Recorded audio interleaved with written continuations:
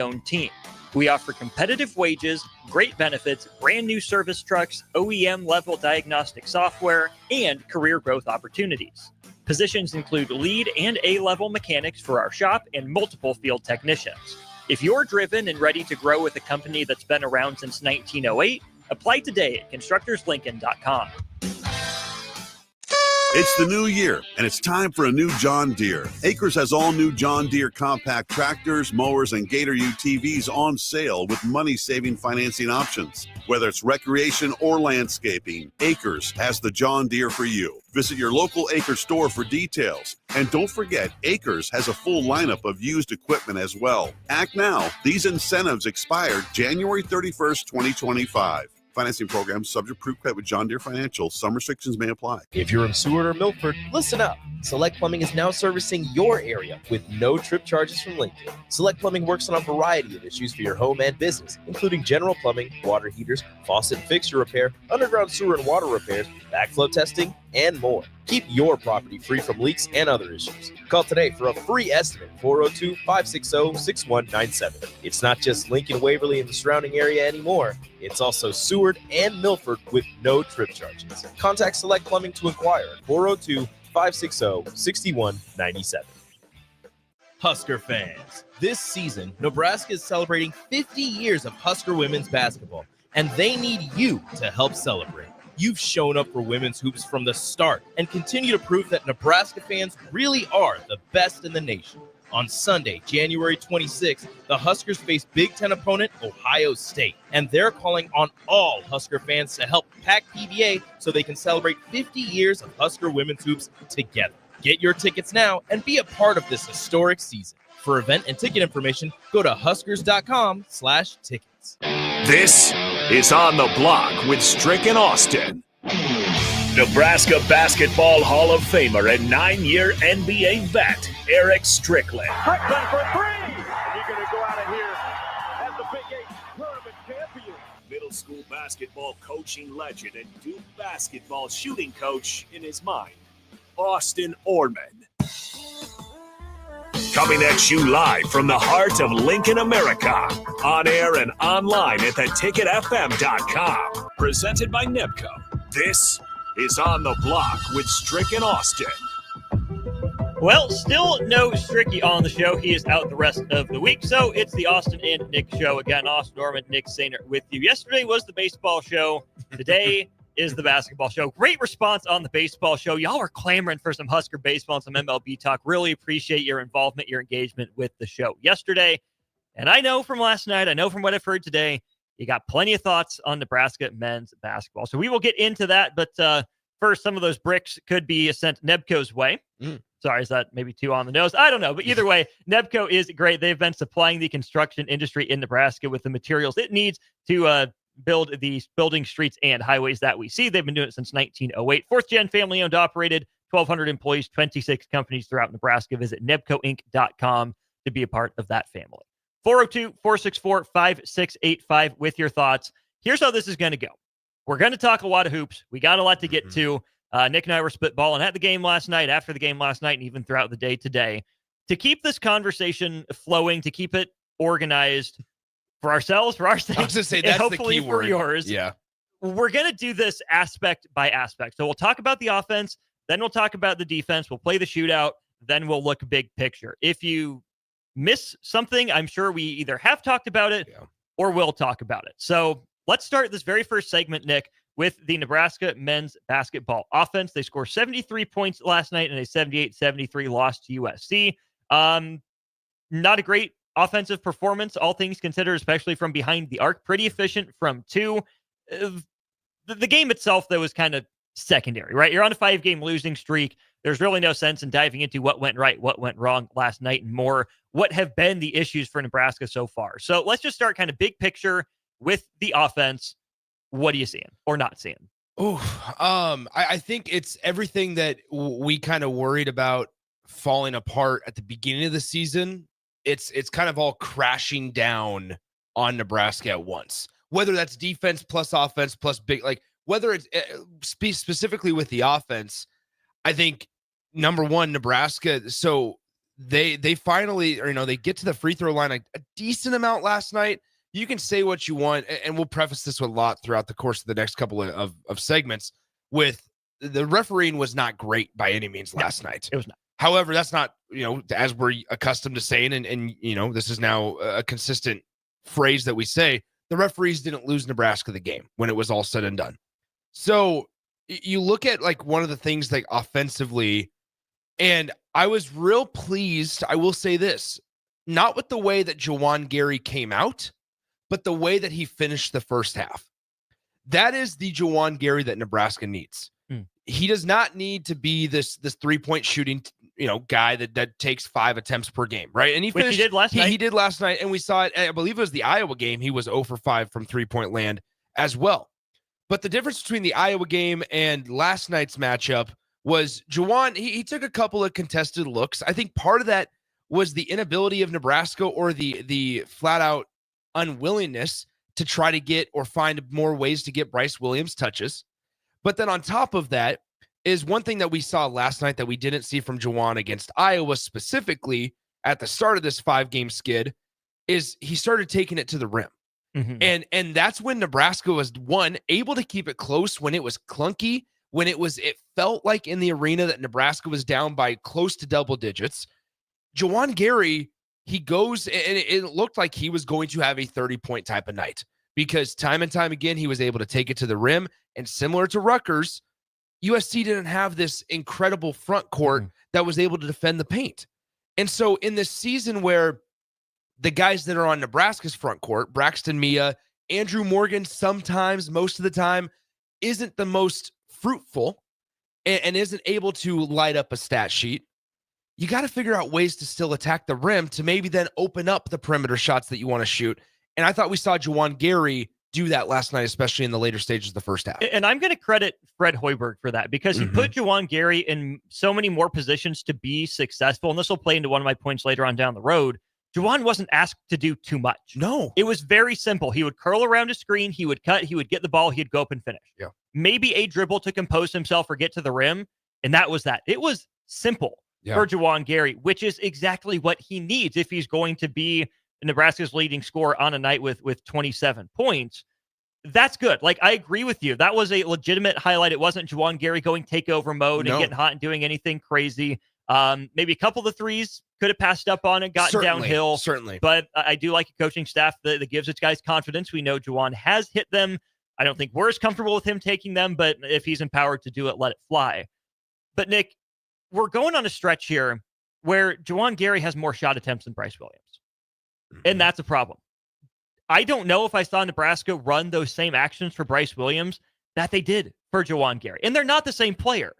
But Nebraska had more of a plan to get Juwan Gary involved with scoring the basketball last night than at the very least it was able to execute for Bryce Williams. And that's a big picture problem. Yeah. Oh, you're absolutely right. And that's where it's like, yeah, sure. The first, it reminds me of the Juwan Gary 3-pointer at the start of every game. It reminds me of the Walter Pitchford 3-pointer that he always took at the start of every single game back in that team.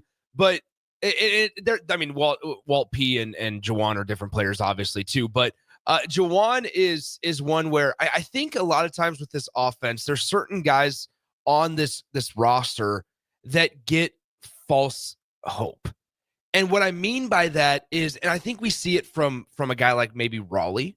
I think we sometimes see it from Juwan. And more so Juwan than Raleigh. I think we see it from other players that aren't named Bryce Williams, essentially on this team, to where there will be instances or games where they will go out and they'll hit a high percentage of shots. They'll get good looks. They'll make them as well.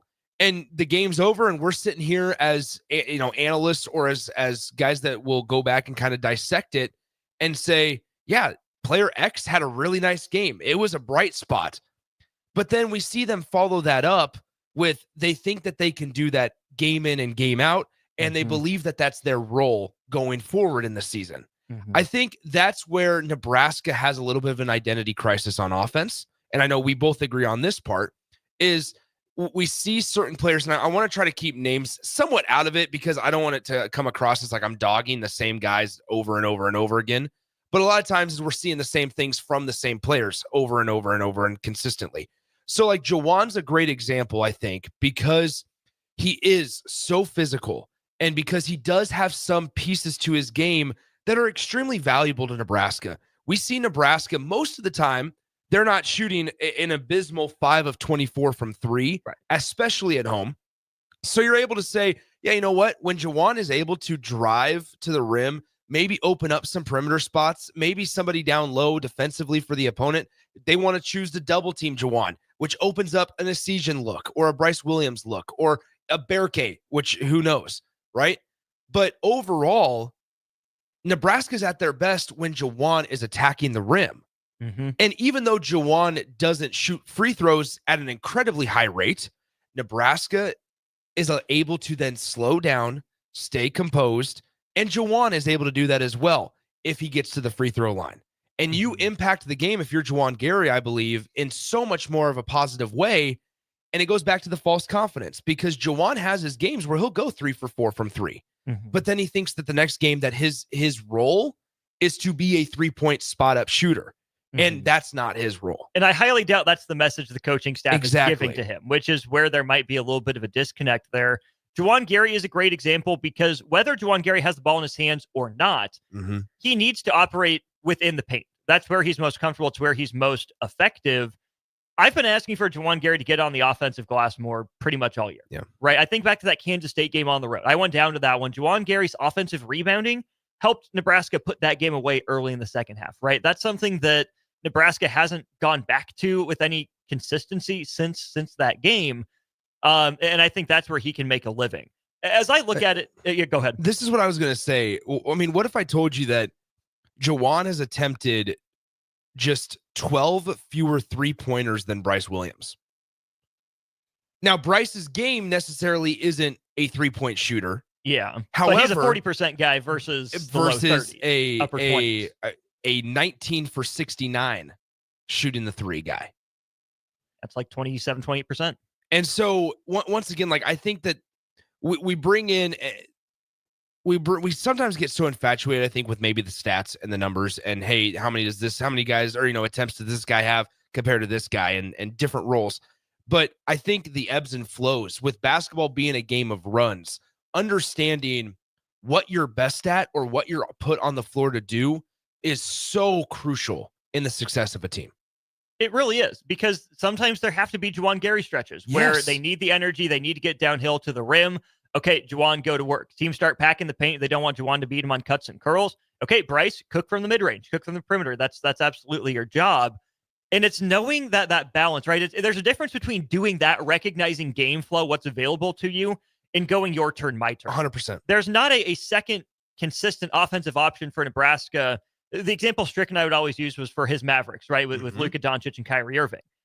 It was a little awkward at first. It was, oh, you shoot. Oh, now it's my turn. You got it last possession. That's not good. That's try to not get healthy. everybody the same number of shots, make sure everybody's happy. Right. Yeah. The way everyone's happy is when you win, I would hope. And figuring out, and some of it's innate. Some of it just comes with chemistry and playing together. And some of it comes with having the capability to do it time and again.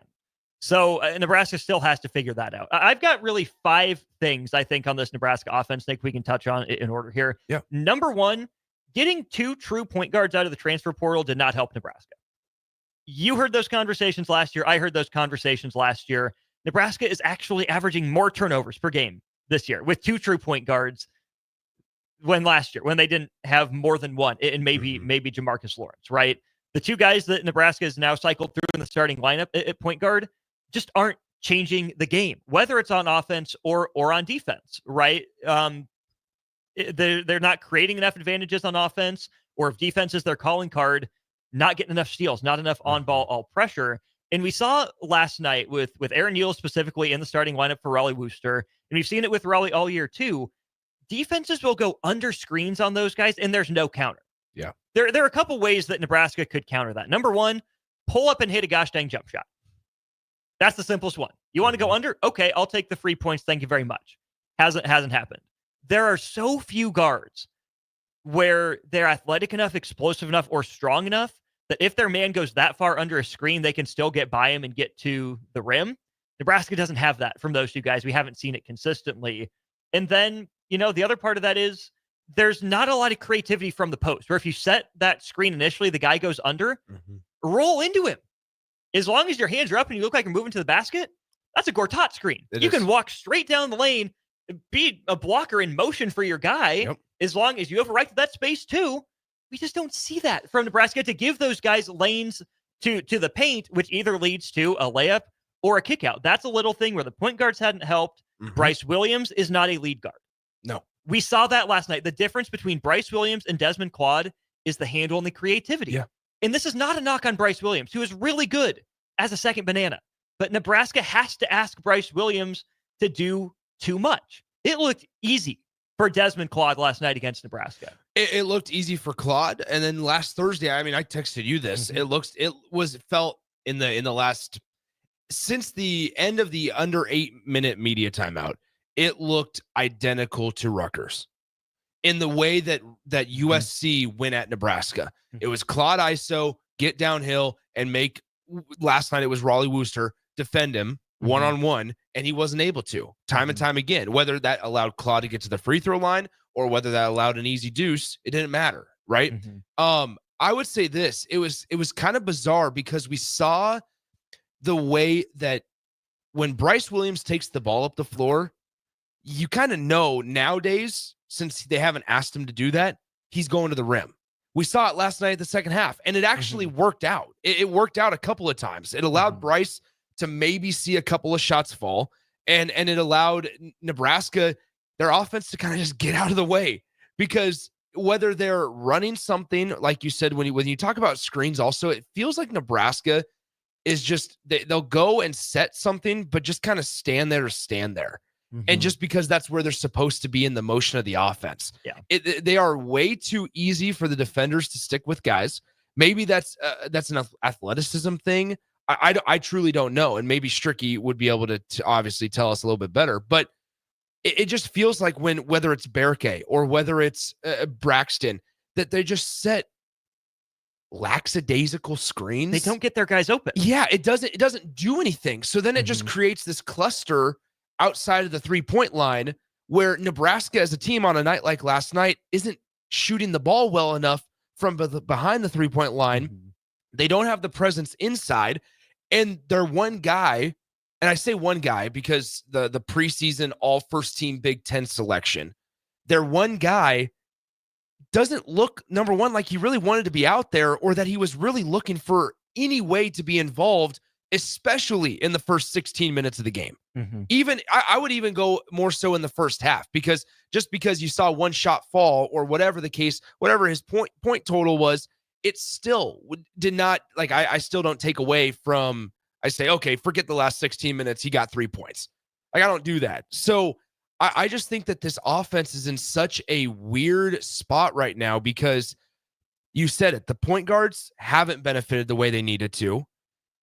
I feel like this team would thrive with like a Sam Griesel right now. We haven't seen a whole lot of Raleigh moonlighting as Sam Griesel. No, which is why they brought him in. So it's funny you bring that up. Yes, because I asked Fred Hoiberg about that around Creighton. Yeah. Like, did you show Raleigh any film from Sam Griesel getting ready for this game? He said, no, we actually showed Andrew Morgan more of the Derek Walker film. So I don't know if Nebraska sees Raleigh as Sam Griesel. I mean, Sam was a little bigger, a little thicker. Yes. Raleigh is probably looks more like a traditional point guard, where Sam was a little more of a wing size. Yeah. But there's a lot of overlap in the skill set, what those guys can and can't do, their shooting numbers. I'm surprised we haven't seen it more when we have a blueprint like that. And that's where, like, Sam Griesel, I think Sam got discredited at times for his shooting. I think he was a little bit better of just a natural shooter than maybe what we saw in a game because he wasn't asked to do it. But that's the difference, I think, between, and it kind of makes our points valid, is Sam could get a shot to fall if he needed it to, or maybe he'd be able to figure out some way to get a higher percentage look, whether that's figuring out something in the paint or even hitting a jumper every now and then. But with Sam, it was, what is the role with the team? It's to facilitate the offense. It's to work through Derek Walker, essentially, and get our shooters open. That should still be the same. I think Nebraska, though, is in this spot, unfortunately, where the last 2 seasons, 2 seasons, Derek Walker led the team in assists, Rink Mass led the team in assists. And I think this is something that not a lot of people are remembering or even talking about, and it's okay, because do you know who leads Nebraska in assists per game right now? I think it's Raleigh with like 2.5. Raleigh's at 2.8, Bryce is at 2.5, and then you have Aaron Eulis at 1.9. But don't forget, 10 of them came in one game. There's just not a lot of facilitating. I think one thing that made Derek Walker and Rink Mass last year so valuable to this team was that their ability to, I don't want to say facilitate too many times, but essentially find the open guy or go downhill and find a high percentage shot. Mm-hmm. They were multifaceted on this team right now with this roster. You can try to get Andrew Morgan to be that Rink Mass type. He's not nearly as good from beyond the 3-point line. I don't think he's nearly athletic. I don't think, obviously not the passer either. And that goes back to the false confidence thing, because I think if Andrew Morgan's fully healthy last night, we actually see the 17-point game hurt Nebraska a little bit. Because while it benefited Nebraska against Maryland, we would have seen, I would imagine, Andrew Morgan come out and say, well, look, I can go shoot double figures tonight, or I can go do another 15-point game. And it's forced shots. It's not facilitating the offense, and it just continues to look clunky. And I think that kind of loops in a couple of my last few points here, is that the secondary players for Nebraska, short of Bryce Williams, and then even like say Raleigh Wooster's the guy setting up the offense, the skill level is just not there. Yeah. When you look at Connor Sejan, teams want him to beat them off the dribble. Hasn't been able to do it consistently. Creighton, he did in the mid-range a couple times. Yeah. Haven't really seen it since, right? Juwan Gary, not a guy you want dribbling a lot. Berke Boyuktangel, not bad, but will lose the handle and get out of control. Morgan is okay. Mia, again, there's a reason teams pressure up on him. Even Sam Hoiberg, right? When I think about him, like driving from the baseline, I love the fearlessness, but they want you to do that. Yeah. Right? And you play right into their playbooks. You do. So they're either one-dimensional or, way out of their league and what other teams are making them do, because we know these are all talented basketball players with some degree of skill. But part of being a good college basketball team is avoiding uncomfortable situations and enforcing your will on these other teams. They play by your rules. Or B, how do you mitigate your own weaknesses, right? When other teams are trying to get you to do what they want you to do, how do you counter it? We don't see that from Nebraska secondary guys. And the simplest skill that is missing right now, Nick, is 3-point shooting. Yeah. The spacing is just not there for Nebraska at all. I mean, even the guy like Sejan, right? Streaky. Hit his first 3 and then went 0 for 3, right? USC did a better job of limiting looks. But we'll wrap up the segment with this. Which that's been a Sejan's MO too, his entire career. I mean, that was kind of the one knock coming out of Wisconsin, is that he would have these games where he'd score 18 and then he would come out and score 6 the next. And that's fine, right? That's fine. He's an X factor, but he's not a piece you build around. And that's okay. There's a role for a guy like that. And there's reasons why he comes off the bench, provides a spark, right? And in late game situations, substitute accordingly. Yeah, offense, defense, subs. Yeah. But the biggest thing about this offense, Nick, that dawned on me is just how often Rink Mass and Keisei Tominaga bailed Nebraska out last year. Oh, yeah. Those guys covered up, they either covered up for a lot of flaws, or what I think is more likely is just like a baseball lineup, right? You were able to put guys where they fit, in better positions where they were more comfortable. Even Jamarcus Lawrence, right, could get downhill off the dribble, could stop and hit a jumper from the mid-range. Last year, I think those 3 guys bailed Nebraska out a lot more than we wanted to admit. It was Derek Walker and Sam Griesel potentially the year before as well. And every team is going to have those go-to guys that you go to when you need a bucket when things get tough. But you knew that Nebraska was going to the Griesel Walker 2-man game. Yeah. Or they're going to give Walker the ball at the top of the key, try to get ahead of steam, get downhill. You knew last year that you would have a mismatch with Rink Mass. Keisei Tominaga would hit something just utterly absurd. And I'm starting to realize just how much Nebraska misses that true X-factor difference maker, just go make a play guy. And maybe I think part of that is, did we undervalue the leadership that Nebraska's had the last couple of seasons? Maybe, I mean, and this could be certainly more in our big picture discussion in the 3:00 hour, but ultimately on the offensive side, staying on the offensive side specifically, there's something to be said about a calming hand. And I think that's what you expected. I think that this going into this year, we thought And you look at this roster on paper in the preseason and go, okay, look, you got Jawan, who's an experienced guy, Bryce experienced, Braxton, not at Nebraska, but somewhat experienced at playing college basketball. Andrew Morgan is there as well. And it's on a at a time where Rink's not available. But Raleigh Wooster is a 5th-year guy. Like, you look around and you go, okay, there's a common denominator and it's experience. There's a difference, I think, and we're learning this now from this team, 19 games in, that experience doesn't equal leadership. Yeah. Because we looked at this roster preseason, or at least I did, and I said, okay, you know what? This has the makings of when things go bad, and this goes back to the early Fred Hoiberg years. When things go bad, how do you avoid it from spiraling? Yes. Whether you want to talk small picture throughout the course of a single game in the moment, or big picture where Nebraska's at right now, where they're in the middle of a 5-game losing streak. And out of the Big Ten tournament if it started today. Yes. So last year, to your point, the Rink Mass bailout or the Keisei Tominaga chuck a 3 and hey, it went in. How about that? Right? Those types of things. Derek Walker, we maybe underestimated not only how valuable they are, because we truly did. I mean, we appreciated it at the time. Like, I'm not saying that, but experience doesn't equal leadership, because I've been to, we've all went to every single Husker basketball game at home this year and watched every single one and thought to ourselves, this is a team that when things go bad, it gets worse. And number 2 is all those experienced calming hands, especially at the guard position or guard forward position, they get sped up, they get out of control, and they compound turnovers or compound mistakes, which gives you flashbacks, or at least it gives me flashbacks to early Fred Hoiberg years at Nebraska.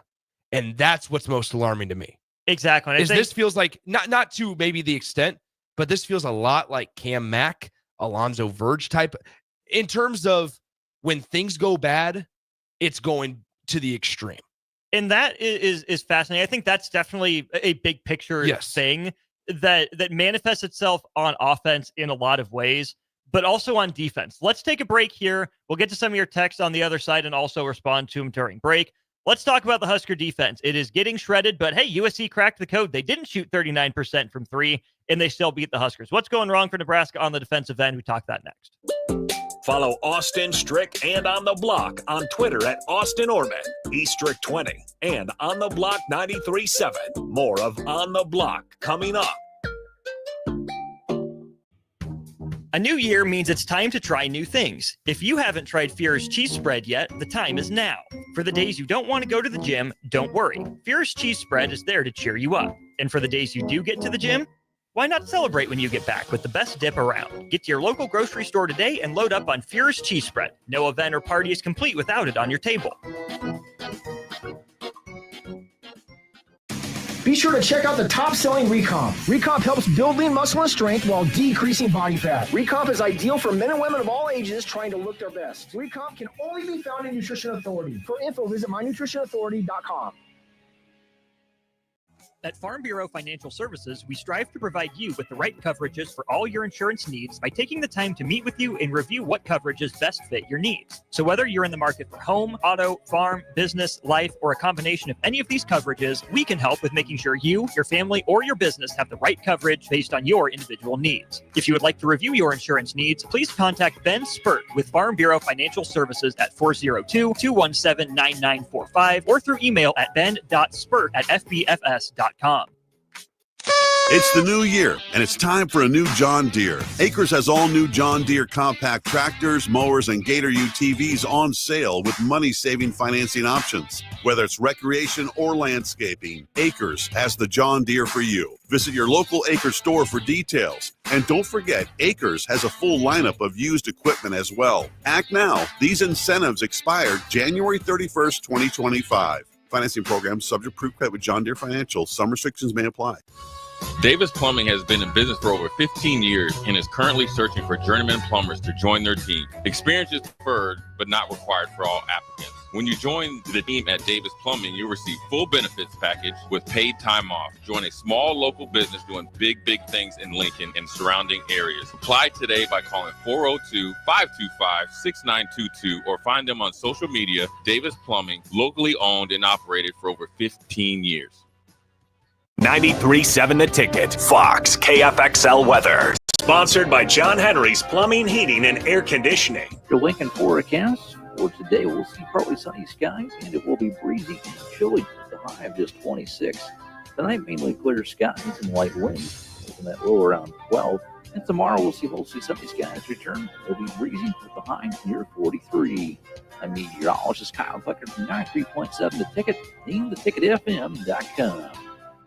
It happens. All of a sudden, you need a plumber. Just call Bryant, 467-1111. Problem solved with Bryant Air Conditioning, Heating, Electrical, and Plumbing. Hi, Sean Callahan here for Cobble Chevrolet GMC, and we wanted to give a special shout out to all of our great customers, thanking you all for a record-setting year in 2024. Now let's get the new year rolling with some big savings. Right now at Cobble, we have some of the biggest discounts in the area with over $12,000 off list price or 0% APR on select new models. So stop on in the dealership or hit us up online at cobblecars.com to get true low country overhead in action. $12,000 off list or 0% APR right now at Cobble. So please stop on in or visit us at cobblecars.com. You'll be glad you did. Now back to On the Block with Strick and Austin on 93.7 The Ticket and theticketfm.com.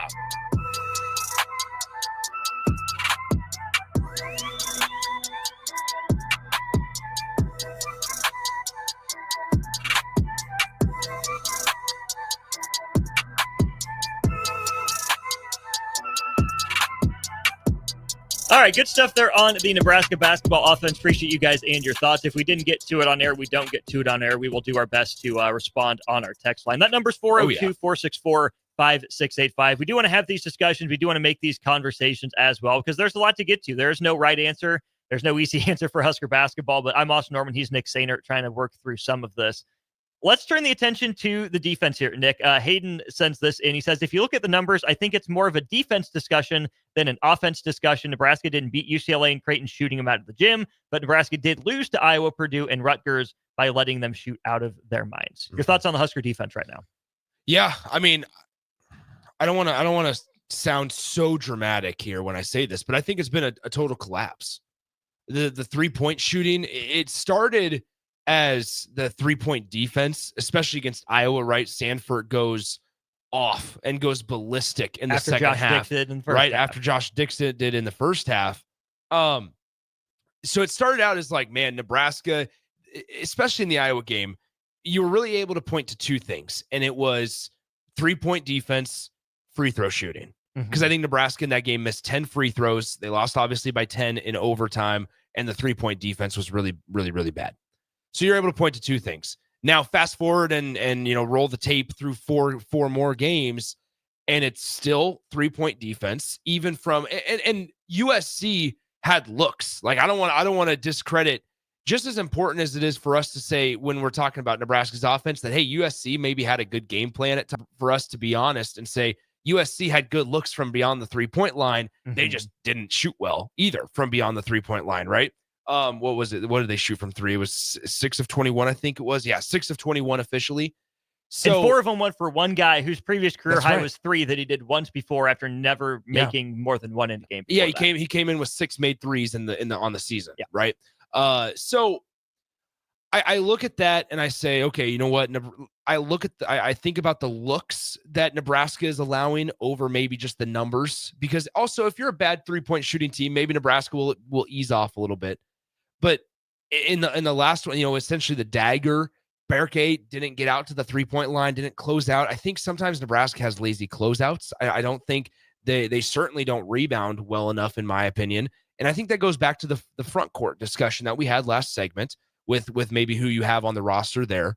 But the defense, it allows, and this kind of goes back to what we've seen maybe from the early years of Fred as well, in that you allow the frustrations defensively or the frustrations offensively to then switch sides of the floor and affect your play on the other side of the ball. And I think that manifests itself especially in rebounding. That was something that Fred Hoiberg and his staff worked so hard to address. Yeah. But like you said, experience doesn't necessarily mean leadership. Size doesn't necessarily mean rebounding, right? And you're seeing that. The offensive rebound numbers have started to creep up and up and up for Nebraska opponents.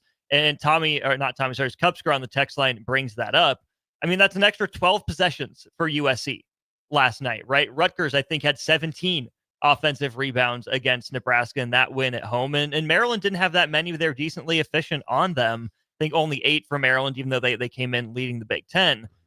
But I do think that the rebounding is that area that you can kind of tell if Nebraska's locked in, they're winning those battles for rebounds. That's how you can tell they're engaged defensively.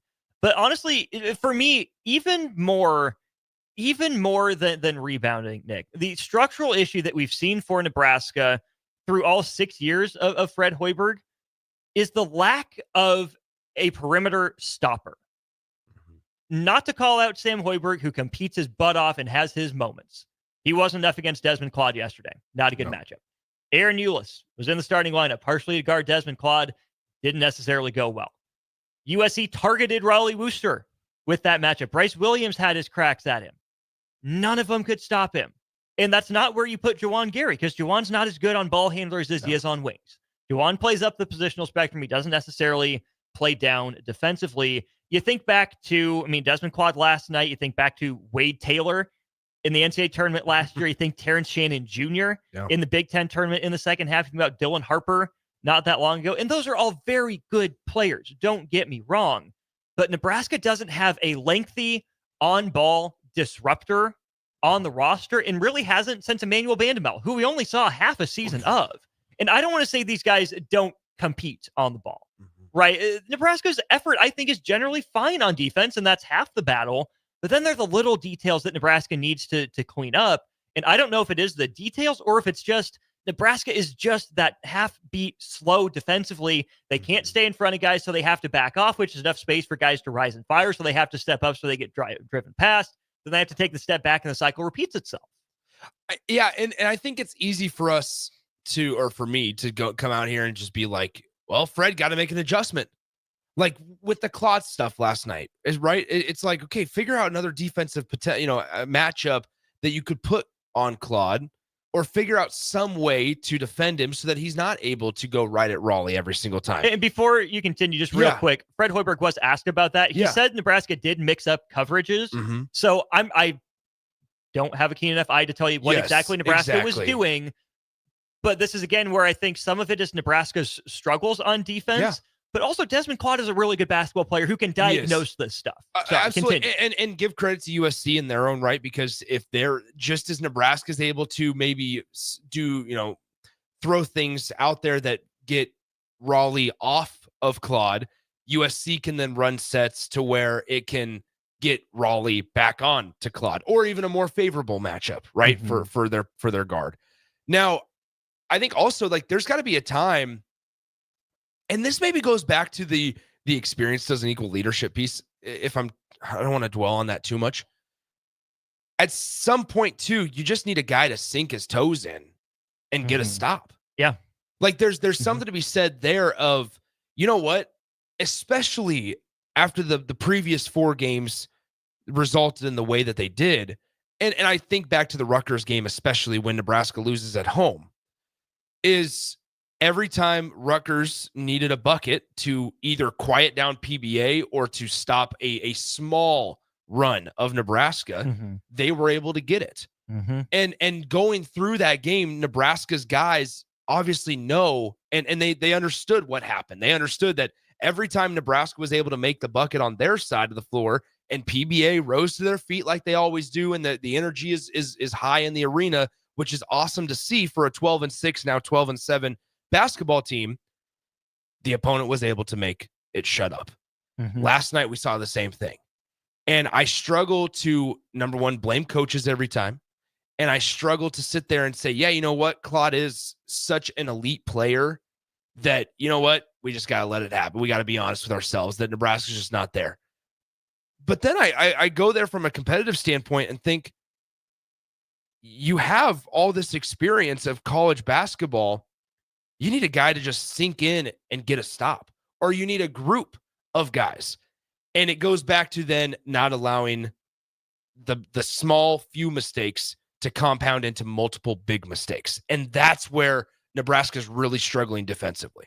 And we'll get into this more at 3:00 as well. But it's one thing if Nebraska is unwilling or hasn't learned the lesson.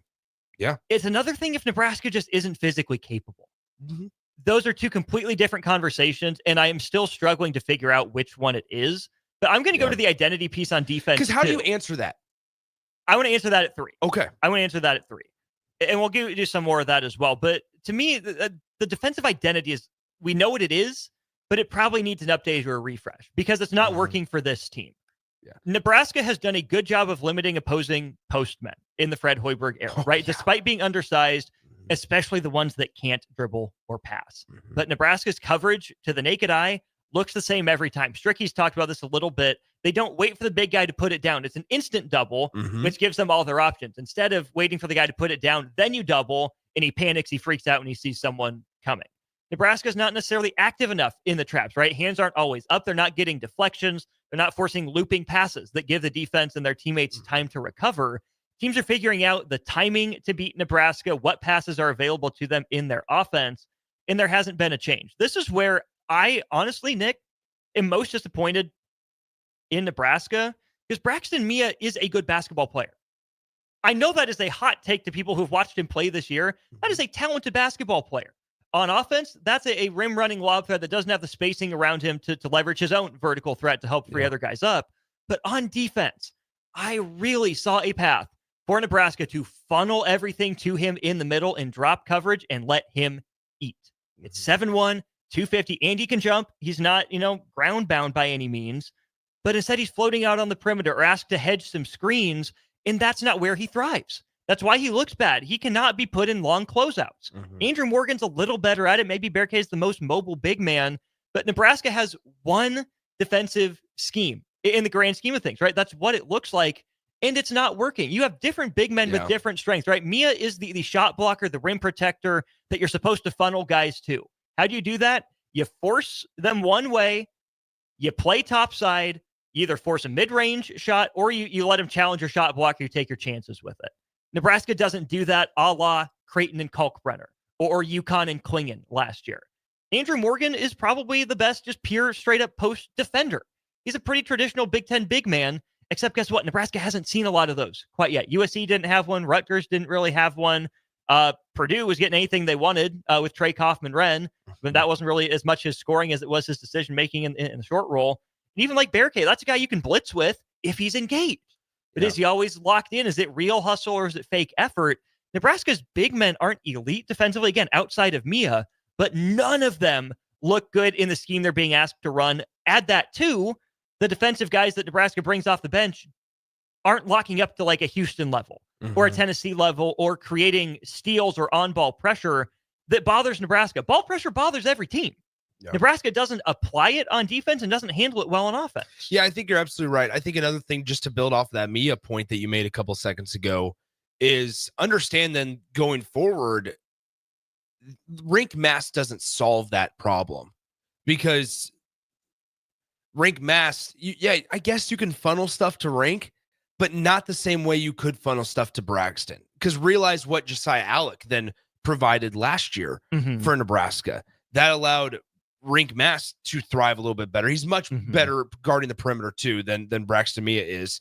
But like going forward next season as well, it's this, you'll replace Braxton Mia with a Josiah Alec or Braxton Mia type and hope, I guess, that they are able to handle more of a workload. But that's where it's like, once again, I'm getting ahead of myself with the 3:00 hour, but I mean, you're absolutely right, Austin, because it's frustrating because you see the potential there. And yet time and time again, they're getting either asked to do something that's not there in their skill set, or you have a guy, and I think I texted you this. You have a guy like Bearcay who is getting asked. He played 27 minutes last night. He was able to stay out of foul trouble, which was a good sign. But there's games where Bearcay will pick up 3 fouls and have to sit for 8 minutes in the second half, well, then you're asking Braxton and Andrew Morgan to do things that they're not good at. Or if Braxton Mia's, you just can't play Braxton because he's not impacting the game enough, then you're asking Berkay to do some of Braxton Mia's role. And that's where it's not easy. And that's like not this. I'm not trying to like make it seem like that's killer analysis. I get how generalized that sounded, but it just isn't. And it's not coming easy for Nebraska offensively or defensively right now, because this roster is not fit to what Fred and his guys want to do. None of the three postmen Nebraska have on the roster have the same skill set, but they're also not complementary enough to make it work. Bingo. Like There it Alec is. and Mast were very choice. complementary of each other in their skill sets. I mean, Mhm. Derek Walker as the small ball 5 had a unique skill set. You could play Juwan at the 4 and they didn't overlap. You could play Sam Griesel at the 4 and handle the ball, and it didn't necessarily overlap. But last year, Nebraska didn't have a rim protector on the roster to the caliber of Braxton Mia, and yet Nebraska allowed some of the fewest rim 2s in the league. Nebraska did such a good job last year of forcing those shots in that like 8 to 15 foot range. And that's what Fred Hoiberg wants.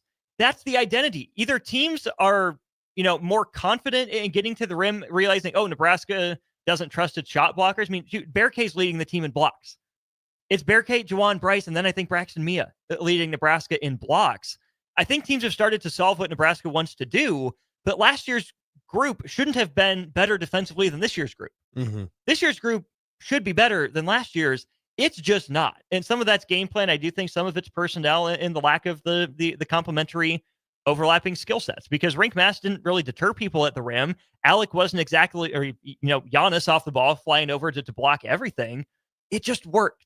There's better chemistry. There was better fit. And I think that's manifested on both sides of the ball. So we'll go to break here. Nick is playing the shootout. It's official. Oh boy. So 402-464-5685. Call the Honda of Lincoln hotline for that. And then we'll get back into some of the big picture questions for Nebraska men's basketball. Sucks to have to look forward to next year at this point. That's kind of where we're at, though. What does it look like moving forward for Nebraska? All that ahead in an hour or two, right after the shootout with Nick, right after this.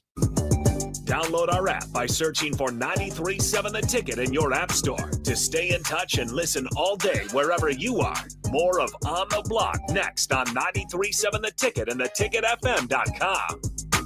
Hey guys, this is Lexi Rodriguez, former Husker and now League One volleyball athlete. League One Volleyball is bringing the action to Omaha with our first serve on January 24th, 7 p.m. at the Liberty First Credit Union Arena in Ralston. Witness history in the making as we take on Love Madison in our first ever home match. Visit lovboma.com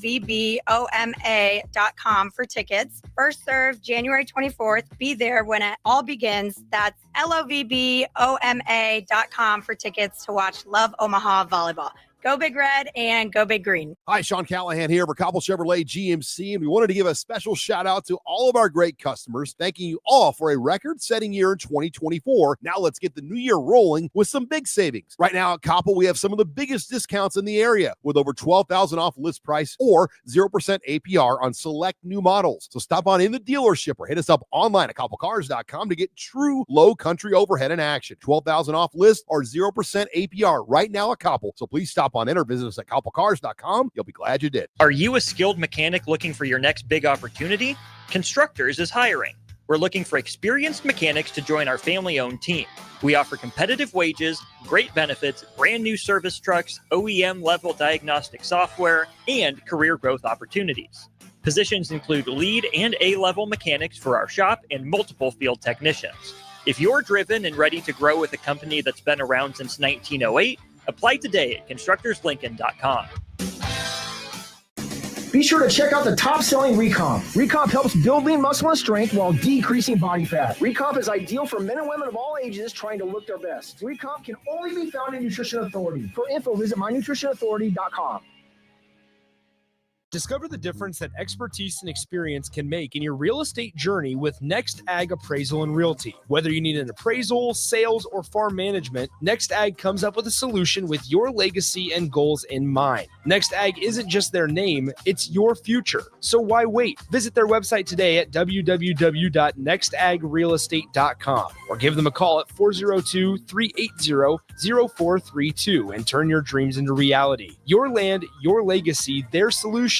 Next Ag Appraisal and Realty. Husker fans, this season, Nebraska is celebrating 50 years of Husker women's basketball, and they need you to help celebrate. You've shown up for women's hoops from the start and continue to prove that Nebraska fans really are the best in the nation. On Sunday, January 26th, the Huskers face Big Ten opponent Ohio State, and they're calling on all Husker fans to help pack PBA so they can celebrate 50 years of Husker women's hoops together. Get your tickets now and be a part of this historic season. For event and ticket information, go to huskers.com/tickets. If you're in Seward or Milford, listen up. Select Plumbing is now servicing your area with no trip charges from Lincoln. Select Plumbing works on a variety of issues for your home and business, including general plumbing, water heaters, faucet and fixture repair, underground sewer and water repairs, backflow testing, and more. Keep your property free from leaks and other issues. Call today for a free estimate, 402-560-6197. It's not just Lincoln, Waverly, and the surrounding area anymore. It's also Seward and Milford with no trip charges. Contact Select Plumbing to inquire at 402-560-6197. Automotive Solutions is Lincoln's one-stop shop for all your vehicle needs, from vinyl wraps to engine repair and maintenance. Automotive Solutions offers fleet services, as well as printing and graphic design for vinyl applications, plus installation of vinyl for boats, trucks, cars, and anything else you want wrapped. Perfection is their standard, and they never settle for less. Call today at 531-249-5600 or go to automotivesolutionslincoln.com to learn more. That's Automotive Solutions, 2024 Southwest 5th Street in Lincoln. It's time to play Shootout with Strick. Call now, 464-5685, to take your shot against Eric Strickland. Shootout with Strick. Brought to you by Buffalo Wings and Rings. Time to play the game. The game is the Shootout with Strick. Today it is the Shootout with Nick. Call now, 402-464-5685. Oh, I think we're getting a call. Okay. Tell him. See if Rico can get this, this Rico, call around Rico the line. will get it Come on, set Rico. up here. You can do it. While we wait for that, let's answer this from Phil. Are all these teams that are beating Nebraska that much better than Creighton? I don't understand what Nebraska's lost in defensive intensity when it seemed like the defense Nebraska played against Creighton completely shut them down. It just doesn't even seem like the same team now. Running scared. Running people are chicken. Boxed in. Bach is in. Okay. Looks like Bach is here. Okay, so here's what we'll do. On the text line for wait a minute. Wait. Oh yes. Wait a minute. I hope I had to call somebody out. Wait. Come on. Yeah, we can't hear him. Nope. Oh, line three. We got another chance. Come on, people. We Come can do on. this. We can do this. David? Okay. All right. Here we go. We're here. We got him on our Honda of Lincoln hotline. David, what's up? Not much. Oh no. I don't want to play this guy. You're going down. I love it. All right, David, 4 questions for Nick, then 4 questions for you. Sound good? That sounds great. All right, Nick, your round of the shootout starts here in 3, 2, and 1. They're the highest-ranked Big 12 team in this week's men's AP poll. Iowa State or Houston? Iowa State. Yes. They are the highest-ranked Big 10 team. Michigan State or Purdue? Michigan State. Yep. They're ranked higher. Kansas or Alabama? Kansas. It's Alabama. And they're the only ranked team from the American Athletic Conference. Oh, man. It's gonna be from the American. Can I get American teams? I'm going to go with Memphis. Memphis is the guess. That's a good guess. It is correct. Wow. There we go. How about that, David? Right. That is How about a 4-point round for Nick. That's a 4-point round. Fox helping him. David, you get a chance to match here. 4 to tie. A perfect round will win it for you. You ready? I'm ready. Okay, your round starts here in 3, 2, and 1.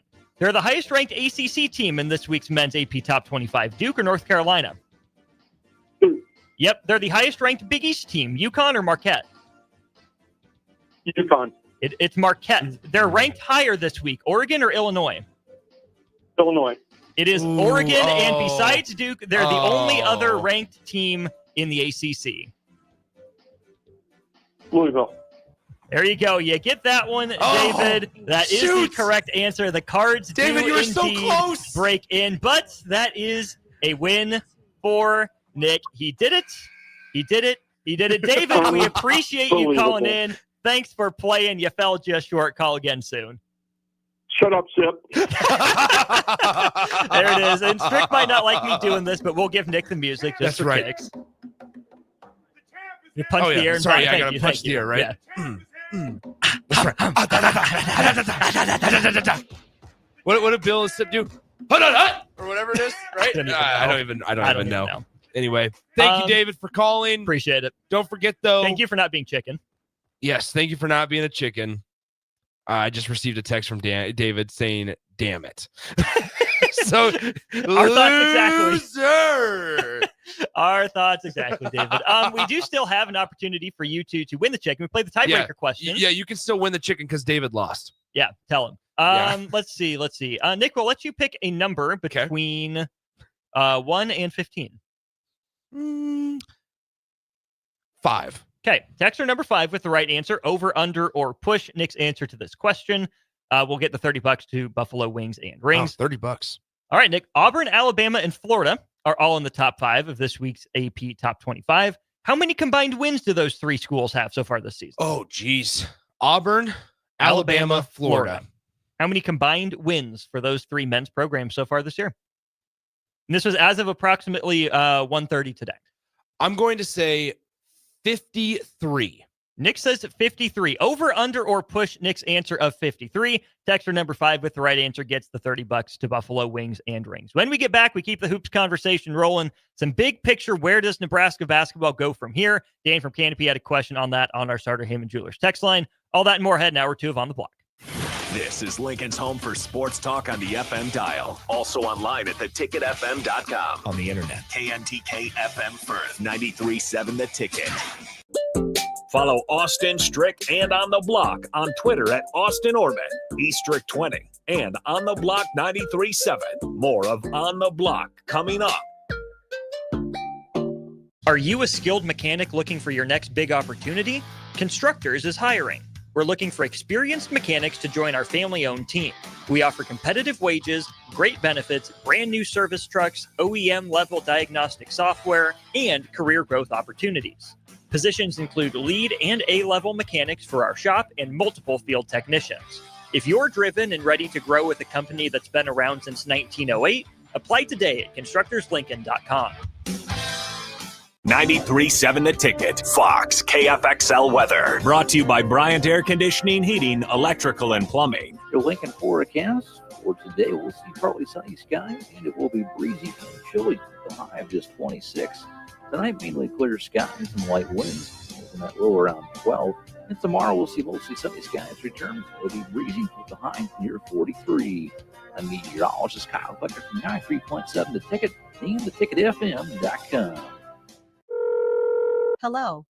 Angela, we have to break up. But why? Because you're a robot and I'm just a guy trying to get better internet. It's Aloe Fiber, isn't it? I always knew you wanted faster speeds.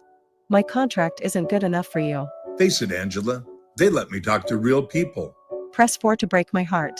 Oh wait, you already did. Visit aloefiber.com to switch today.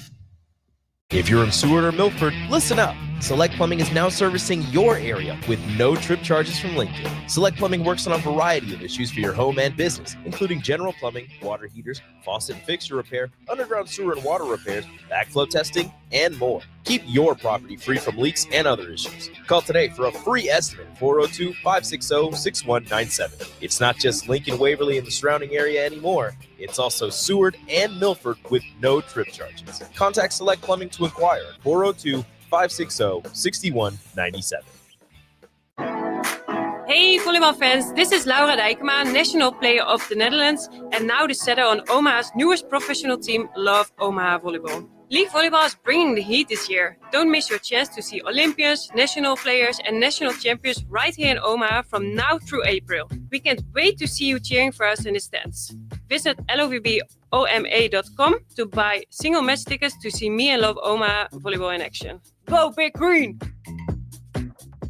Discover the difference that expertise and experience can make in your real estate journey with Next Ag Appraisal and Realty. Whether you need an appraisal, sales, or farm management, Next Ag comes up with a solution with your legacy and goals in mind. Next Ag isn't just their name, it's your future. So why wait? Visit their website today at www.nextagrealestate.com or give them a call at 402-380-0432 and turn your dreams into reality. Your land, your legacy, their solution. Next Ag Appraisal and Realty. Salt Mine City is now open at 8th and R in the Haymarket. Come check out Lincoln's newest brewery with 12 beers on tap, including the popular Single Axle Light American Lager, Brick Street Amber Wheat, and so many more. There's daily drink specials like $1 off Moscow Mules on Tuesdays, $6 IPAs on Fridays, and $6 Bloody Marys on Saturdays. Stop by Tuesday through Thursday from 4 to 9 p.m., Fridays 4 to 11 p.m., Saturdays 11 a.m. to 11 p.m., and Sundays from noon to 8 p.m. It's Salt Mine City, Lincoln's newest brewery at 8th and R.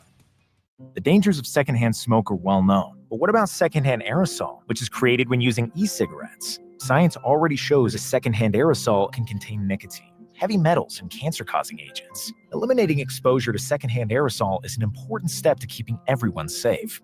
Breathe easier knowing the facts. For help quitting, call the Nebraska Tobacco Quit Line, 1-800-QUIT-NOW, 1-800-784-8669. Paid for by Tobacco Free Nebraska. Aired with the Nebraska Broadcasters Association and this station. Right now, when you drive by Honda of Lincoln, you'll see more than 200 new Hondas and over 125 pre-owned vehicles. Hi, Charlie Stone here, and with me on the line is Andy Goodyear of Honda of Lincoln. Andy, how does it feel to have so many vehicles in stock again for your customers? Charlie, it feels amazing to see how excited our customers are. They love the ability to see, test drive, and take immediate delivery of the exact new Honda they're looking for. Do you have some good offers to talk about? We sure do, Charlie. We're offering financing as low as 0.9% APR up to 72 months, or great lease rates on every new Honda. It's the perfect time to drive away in the new Honda you've been dreaming of. How about pre-owned, Andy? We have over 125 pre-owned and certified pre-owned vehicles to choose from. Just about every make and model with prices starting at under $10,000. Maybe it's time you experience the best, the Honda of Lincoln way of doing business. 27th and Yankee Hill Road or online at hondaoflincoln.com. It's the new year, and it's time for a new John Deere. Acres has all new John Deere compact tractors, mowers, and Gator UTVs on sale with money-saving financing options. Whether it's recreation or landscaping, Acres has the John Deere for you. Visit your local Acres store for details. And don't forget, Acres has a full lineup of used equipment as well. Act now. These incentives expire January 31st, 2025. Financing program subject to credit with John Deere Financial. Some restrictions may apply. Wall-to-Wall Wine and Spirits is your place in North Lincoln to go for all your needs in wine, spirits, and beer. They also have a large variety of cigars in their walk-in humidor, and they have a top-notch walk-in, temperature-controlled, high-end wine bar. Plus, you can enjoy free samples from their tasting book. There's only one place to go for all your needs for wine, beer, spirits, and cigars. Wall-to-Wall Wine and Spirits on North 27th Street in Lincoln. This is On the Block with Strick and Austin. Nebraska Basketball Hall of Famer and 9-year NBA vet, Eric Strickland. Strickland for three! And you're going to go out of here as the Big 8 tournament champion. Middle school basketball coaching legend and Duke basketball shooting coach in his mind, Austin Oerman. Coming at you live from the heart of Lincoln, America. On air and online at theticketfm.com. Presented by NIPCO. This is On the Block with Strick and Austin.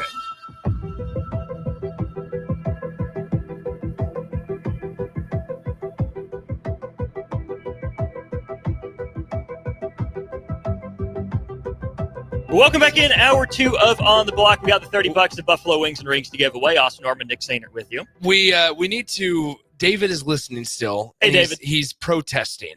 Whoa. He's protesting. Would you like to call back in and he formally file his protest? Because I don't think that's necessary because this will be quick. Okay. Explain the rules of shootout to where if it's a this or that question, it's worth 1 point. If it's one where you have to pull the answer yourself, yes, it's worth 2. Bingo. We made this change last year we both got the pull your answer correct. So we both got 2 points. Yep. I only missed one of the this or that question, which therefore I had 2 of the 3, which got me 4. He missed 2 of them. Yes. Nick went 2 of 3. David went 1 of 3. They both got the bonus. Don't you forget it. So that is the scoring for those of you who don't know. 5 points available. It was a 4-3 win for Nick. Sorry, David. Time out. Taking up with commissioners Here it comes again. What were his questions? Okay. He got the first one right. The highest ranked ACC team, Duke. Yep, he got correct. He said it was UConn instead of Marquette. That is correct. And he said it was Illinois instead of Oregon. That's right. Thank you. Check the tape. Roll it back. If you're on stream, you can do that. Yeah, by the way. That's the point. Is thanks to the ticket and all of our avenues, you can go back on Facebook, YouTube, Twitter, or maybe rewind. DVR the show. YouTube. So if you DVR the show, let us know, please. Yeah, fantastic. If David needs help with technology because he's a little bit of an elder, I can help you out, David. No worries. Appreciate your good sportsmanship. So we do still have the $30 to give away. The winner for that will be Axel Foley. The answer was under. Nick said 53 wins for Auburn, Alabama, and Florida. It's 50. 17 for Auburn, 16 for Alabama, and 17 for Florida. Yeah, the thinking behind it, I essentially was thinking that, all right, if every team took, or played 18, 19 games or so, then those top 5 teams are probably around the 16, 17 win mark. I knew Auburn, who I think is going to win the national title because Johnny Broome is just on another level. I figured they'd be at like the 18 mark, and then the other 2 would be 16-ish. So I put 53 right there. That's a good number. So that is good thinking. Mud Dog, please don't. Right. Let's keep it civil. We're having a good conversation. And for those of you who are going to be smart, Alex, and chime in with, that's more games than Nebraska men's basketball is going to win all year. They've won already. There, got it out of the way. You don't need to say nice that job. in. Missy, Mud Dog, always great to hear from you. It's always a pleasure. And appreciate your thoughts yesterday as well here, Mud Dog. Prime Trout. Yeah, we got a lot to get into with that, but we're going to get back to Nebraska men's basketball here because we do still have a lot to get into. Just kind of big picture questions here, Nick. And I guess for me, as I look back at these last few years for Nebraska, right? We talk about, first era of Fred Hoiberg, the first 3 years, and then Fred Hoiberg 2.0, kind of the last 3 years. The more I watch this team, the more I wonder if Fred Hoiberg is coaching the way he's comfortable or the way he feels he needs to have coached to save his job.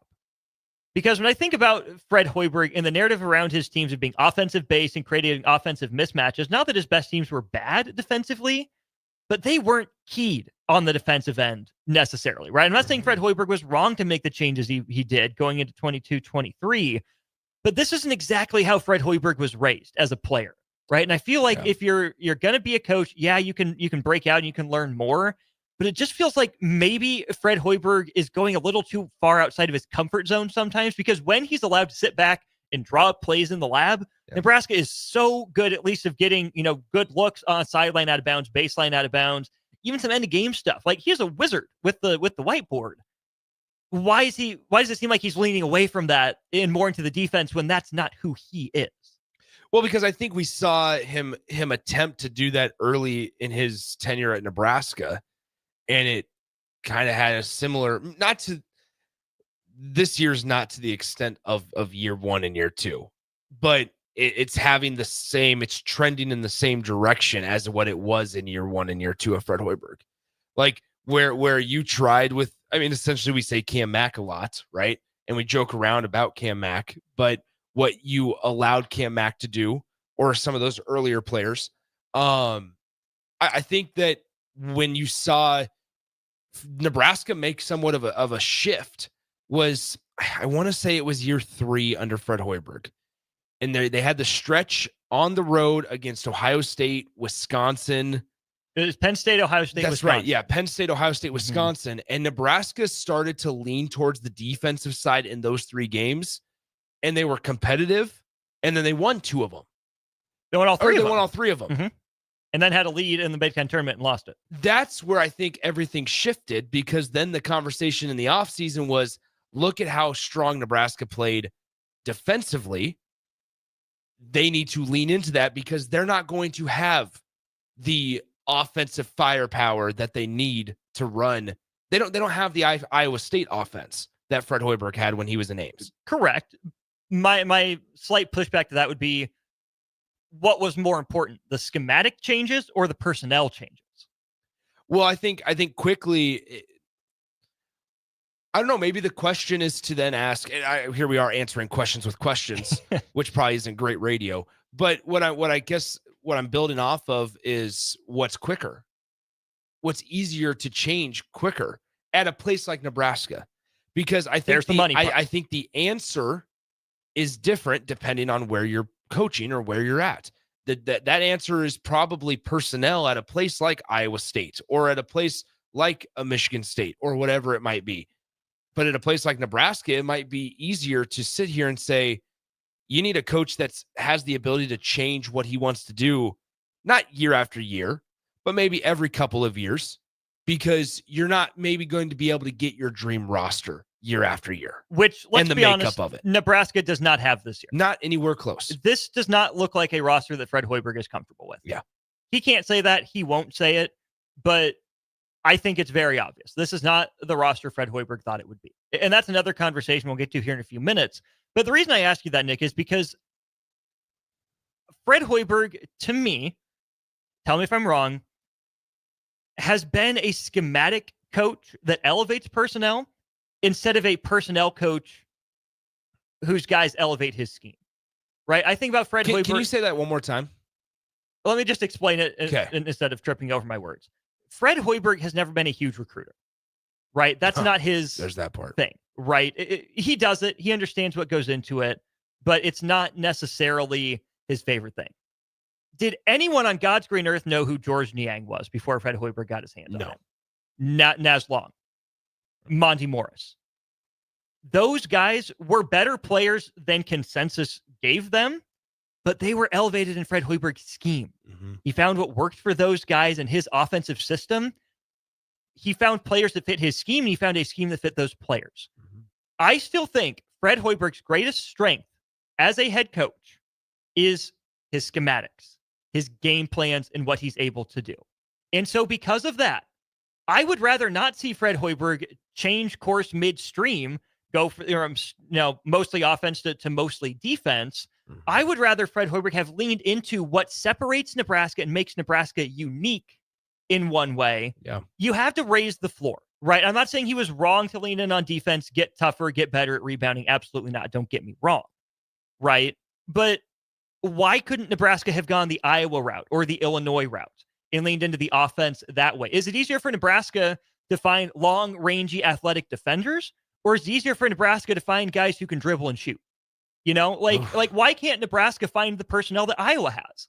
I'm not asking Nebraska to find Michigan State's athletic personnel. I'm not asking Nebraska to find, produce 7'3" tall white guys. I'm not. But why is it that Nebraska can't go find or get to campus a Peyton Sanford or a Josh Dix or a Brock Harding, guys like that on their own aren't that great. But when they play together in a system that makes sense for them, are elevated to more than the sum of its parts. I think it's easier for Fred Hoiberg to say, this is my scheme, and I know exactly what I'm looking for in this scheme, instead of chasing, this guy's probably a better player, and we'll make it work around him. I 100% agree. And on this point, Iowa, because it plays into this, less than 10 minutes ago, just got a commitment from the number 37 player in the entire country. A 4-star forward, Joshua Lewis, chooses the Hawkeyes over Auburn, Marquette, Michigan State, NC State, and 15 other programs. So there's that. And let me be completely fair, and I say this too. Iowa has had legitimate NBA players. They have. Just like they've had legitimate NFL players, right? So their personnel is better than I want to give it credit for. And they also do it with a bunch of no-name guys who probably wouldn't be as successful in a different scheme. And so I guess You're right. I think the easiest thing that probably takes this a little more of the scouting pressure off of the staff is to say, this is what we were going to do. We're not going to change it. It's important to be stubborn, but not set in your ways. There's a fine line. There's a fine line here to where you need to be solid in, this is what we're going to do. And if you don't fit it, then sorry, we're going to have to move on and go our separate ways. But then also have the awareness and the willingness to, in a moment's notice, this is that small picture of, in the moment, in the middle of a game, if you need to make adjustments, you are able to accordingly. And so I agree with you 100% in that.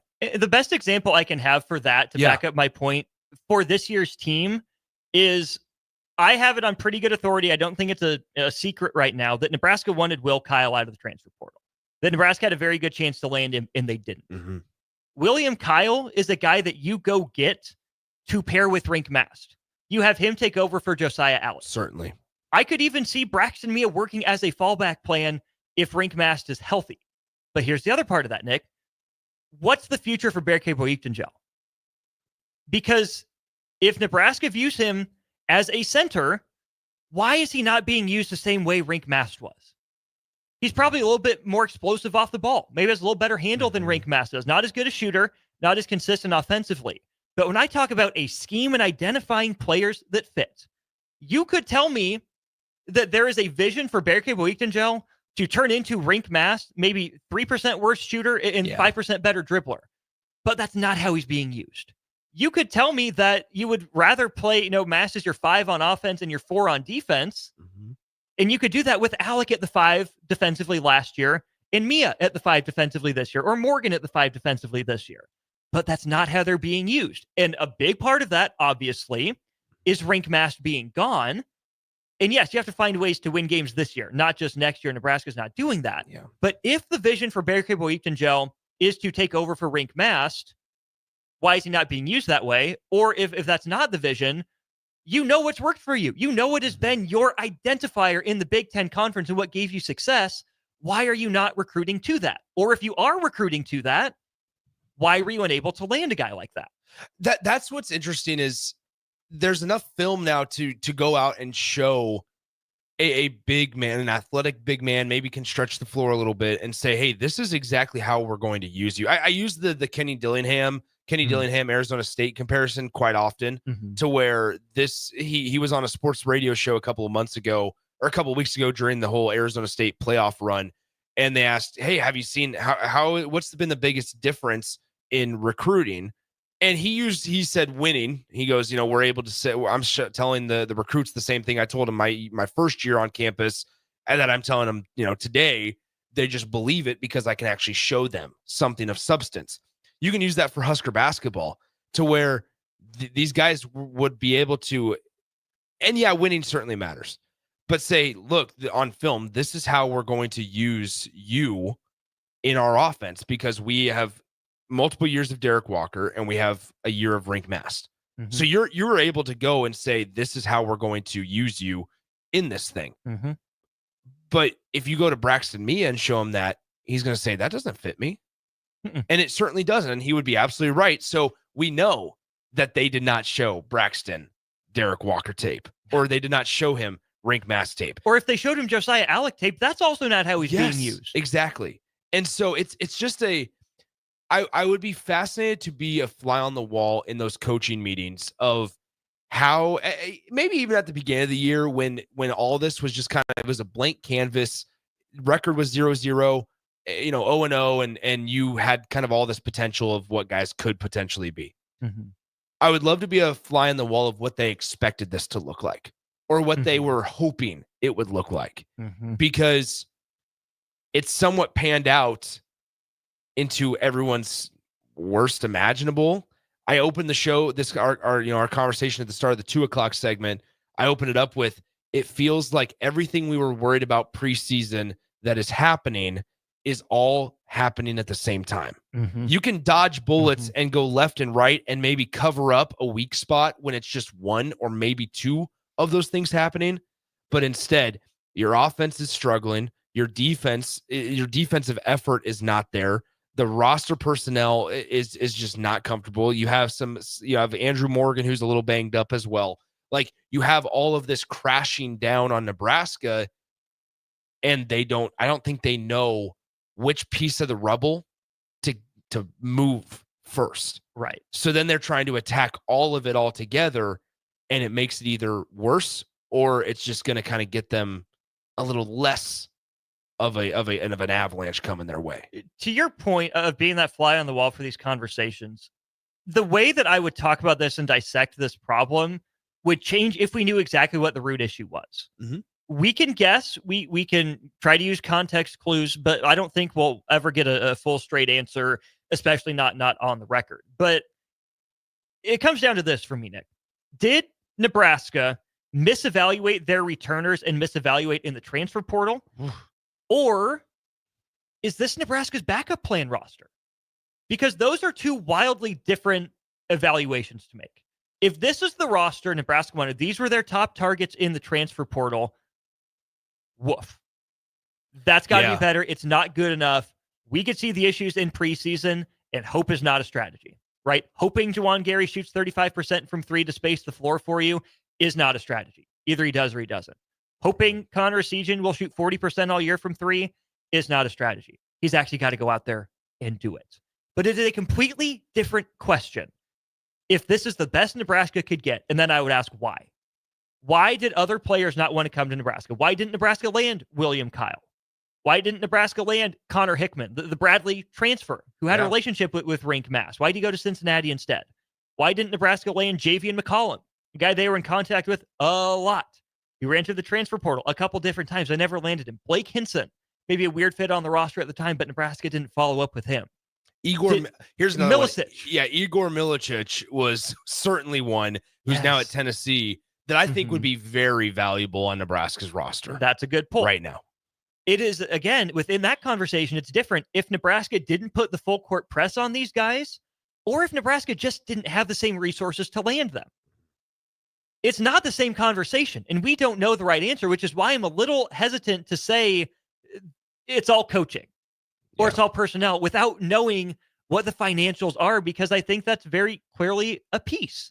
But a part of that, too, does fall back on, whether it's fair or not, on Fred Hoiberg. How hard did he fight for his program in the offseason? Because coming off a year where they make the NCAA tournament, they were the 8 seed in the tournament, right? Yeah, they were the 8. They were the home whites. They were the 9. They were on the top half of the seed list, is how that ends up working out, right? To go off of that year, that momentum, and have this be the roster that gets put together is either a wild swing and a miss in talent evaluation follow-up. Yeah. Or did Nebraska not have the resources necessary to follow up on last year's roster and improve it? And if they didn't have the resources, how hard did Fred Hoiberg go to bat for it, and who had his back or didn't have his back in those conversations? Yeah, I think I lean personally towards the resources side of it. I lean towards it because I do believe that for Fred, in those conversations, Fred has a leg up over other coaches. I would agree. Like that, they're so. I think there was a text I just saw that. Are you guys saying to fire Fred? Absolutely not. No. Absolutely not. That's not what we're getting at all. It's more so. I think what's also kind of something to take into account is what are these guys doing at their next stops? Because I think it looks different at Nebraska than it does at Tennessee, or it does with it was Amos at Northern Illinois who went to Wisconsin. Yeah, the guard. I think it looks different. So, like, if I pull up Milicic here, Igor, I can answer Dan's question on the text line. Jamarcus Lawrence is starting at Rhode Island, averaging pretty much what he was at Nebraska. That's right. CJ's averaging 4 points a game at A&M, and Eli Rice has played in 1 game for Penn State. That's how they're doing this year. So this is what I mean. So, like, Igor Milicic is shooting 47% from the field right now at Tennessee, a basketball program that is 17-2 overall in the SEC. Program. So he is shooting 47% from the field. He is averaging about 10.5 per game, 9 rebounds and 3 assists from the man from Croatia. The other one was Xavier Amos, I believe was his name. He's now at Wisconsin. Nebraska will see him on Sunday. And this is maybe more of what will make my point more valid. This season, he is playing for the Badgers 10 minutes a game, shooting 36% from the field, 33% from three, 80% from the free throw line. He averages just 4 points per game. This is why I think it's resources. Because Wisconsin was not able, I would have a tough time believing that Wisconsin, from a strict pitch, this is what we see you doing in our offense, that Wisconsin was able to pitch a better idea and plan for this man than Nebraska was. Because Nebraska needs this. Nebraska needs a guy that can provide a 36 minutes off the bench, or 36% field goal percentage off the bench, or a 33% three-point shooter. Because guess what? You just went 5 of 24. You just went 5 of 24 shooting three-pointers last night in the game. So that is why I truly believe it's a resource thing. It is a resource thing. And we keep having these conversations of like Nebraska's not competitive in the resource game. But we're going to have these more and more, the more it looks and feels like Nebraska's on plan C for their roster makeup. And this is where Nebraska, almost regardless of sport, outside of volleyball, sometimes has to do more with less. Yeah. At least that would be the outside perception. But that goes back to what I tried to lead the segment off with, is that less is just the outside perception, but you make them more in your program. That's essentially what Tim Miles was able to do. To some degree. To some degree. I would say there were a couple Miles teams that certainly were not more than the sum of their parts. No. But it comes down to, if Nebraska is not going to be able to pull these high-level guys out of the transfer portal, right? If you can't get Milicic from Charlotte despite maybe a pre-existing relationship with Bryce Williams, if you can't get Hickman despite a relationship with Rink Mast, if you can't get some of those guys, right? Like, those aren't even like top tier transfer guys. Those are just your top targets. Yeah. But if you're not going to be able to compete for top 100 high school recruits that often, and you're not going to get your top targets out of the transfer portal, then you have to be elite. There's the Matt Rule word, at talent identification and development in your scheme, in what you want to do. Because no one, I think, to Dan from Canopy's point here, is going to look at this program and want to come in and be the savior. Yeah. And that won't work for Nebraska. It is not a program where one player has ever been above it, right? Eric Piatkowski was a dang good player. Look at all the other pieces he had around him, right? Yes, good players help elevate the rest of the roster, but Nebraska's never been a 1-on-5 program. Nebraska needs its 5 guys for the opponent to make it feel like it's playing against 6 or 7. They don't know where they're at. They can't guard them, or feels like they're too long, athletic in their face, and they can't handle it. Until Nebraska does less with more, Nebraska shouldn't be swinging for home runs. Try to string singles together. And that's a tougher ask, but that's kind of the way Nebraska has to go. And I'll finish with this. I'll give you final thoughts, and then we'll move on to another, I think, fascinating part of this conversation, Nick. Is I don't think Fred Hoiberg is the problem. No. I really don't. Like I said, he's a fantastic X's and O's coach. Could he lean more into recruiting, do more to sell the program? I don't know. He might have to, whether he wants to or not. But Fred Hoiberg is the least of my concerns with this program. Given the roster, I don't have a specific clip here, and I don't want to be the guy that says, I told you all along, when I don't have specific receipts. But at the very least, in my gut, this looked like an NIT team. This looked like an NIT roster. I thought the floor would be a little higher than it's been so far, but the fact that Nebraska went 10-1 in non-con and lost by, a possession, maybe 2 possessions, to a really good St. Mary's team on a neutral site, that, to me, given the issues on the roster, is a good coaching job. Fred Hoiberg might need to press even more buttons than he has so far, and that might be a fair ask. It might be hard for him to do, but he might have to get the most out of this group. But I'm not worried about Fred Hoiberg. And it's not even about what else could Nebraska go get. Yeah. He's a darn good basketball coach, and that is a terrible look for you to the rest of the country if you, as a fan base, are having conversations of, do you have to fire your head coach the year after got you to the NCAA tournament for the first time in a decade? It's fascinating because so there was a text. I want to find it. Here we go. Brad sent this in a little bit ago, and Brad, I appreciate you being patient, and thanks for all the input, because this is really good. Brad said, since when does this program have expectations? I'm 41, and for basically 37 of these years, they have been a 500 team. I'm not sure why we keep putting expectations on this. If we want Fred, just sign him for 20 years and let him do his thing. I agree with I get it, like the give him time type of thing. I think the expectations conversation is in this era of college basketball. What are the expectations in Nebraska? Like we claim that we put expectations on this program, and we did this year. But isn't that rightfully so after an NCAA tournament bid? Like, aren't expectations a good thing? If you don't have expectations, what are you striving for? And so I think we always have to let and remind people there's a difference between maybe program expectations and fan expectations. The program expectations are going to be, all right, let's try to create some roster continuity. Let's try to figure out, develop some leaders for the future, some guys that are going to be sticking around, that are going to be here for the next couple of seasons. Fan expectations, it's all about results. And this is where I think it becomes alarming, and why it's not just a simple decision to just say fire Fred Hoiberg, because that's not what Austin and I are getting at it, even in the slightest. No. It's this fan expectations are all about results. And I get that. That is certainly important. It is very valuable and important. That it needs to be about results. And Nebraska needs to make the tournament, or they need to have a day off in the Big Ten tournament, or they need to get a tournament win, or they need to have 3 road wins. It's all about results. Expectations in the program are more the development, the statistics, the type of lineups, the packages, the plays that you drop out of timeouts, those those littler details that can then lead to the results piece of it. I think through our conversations in the first hour and a half of the show, it's always been about the program expectations.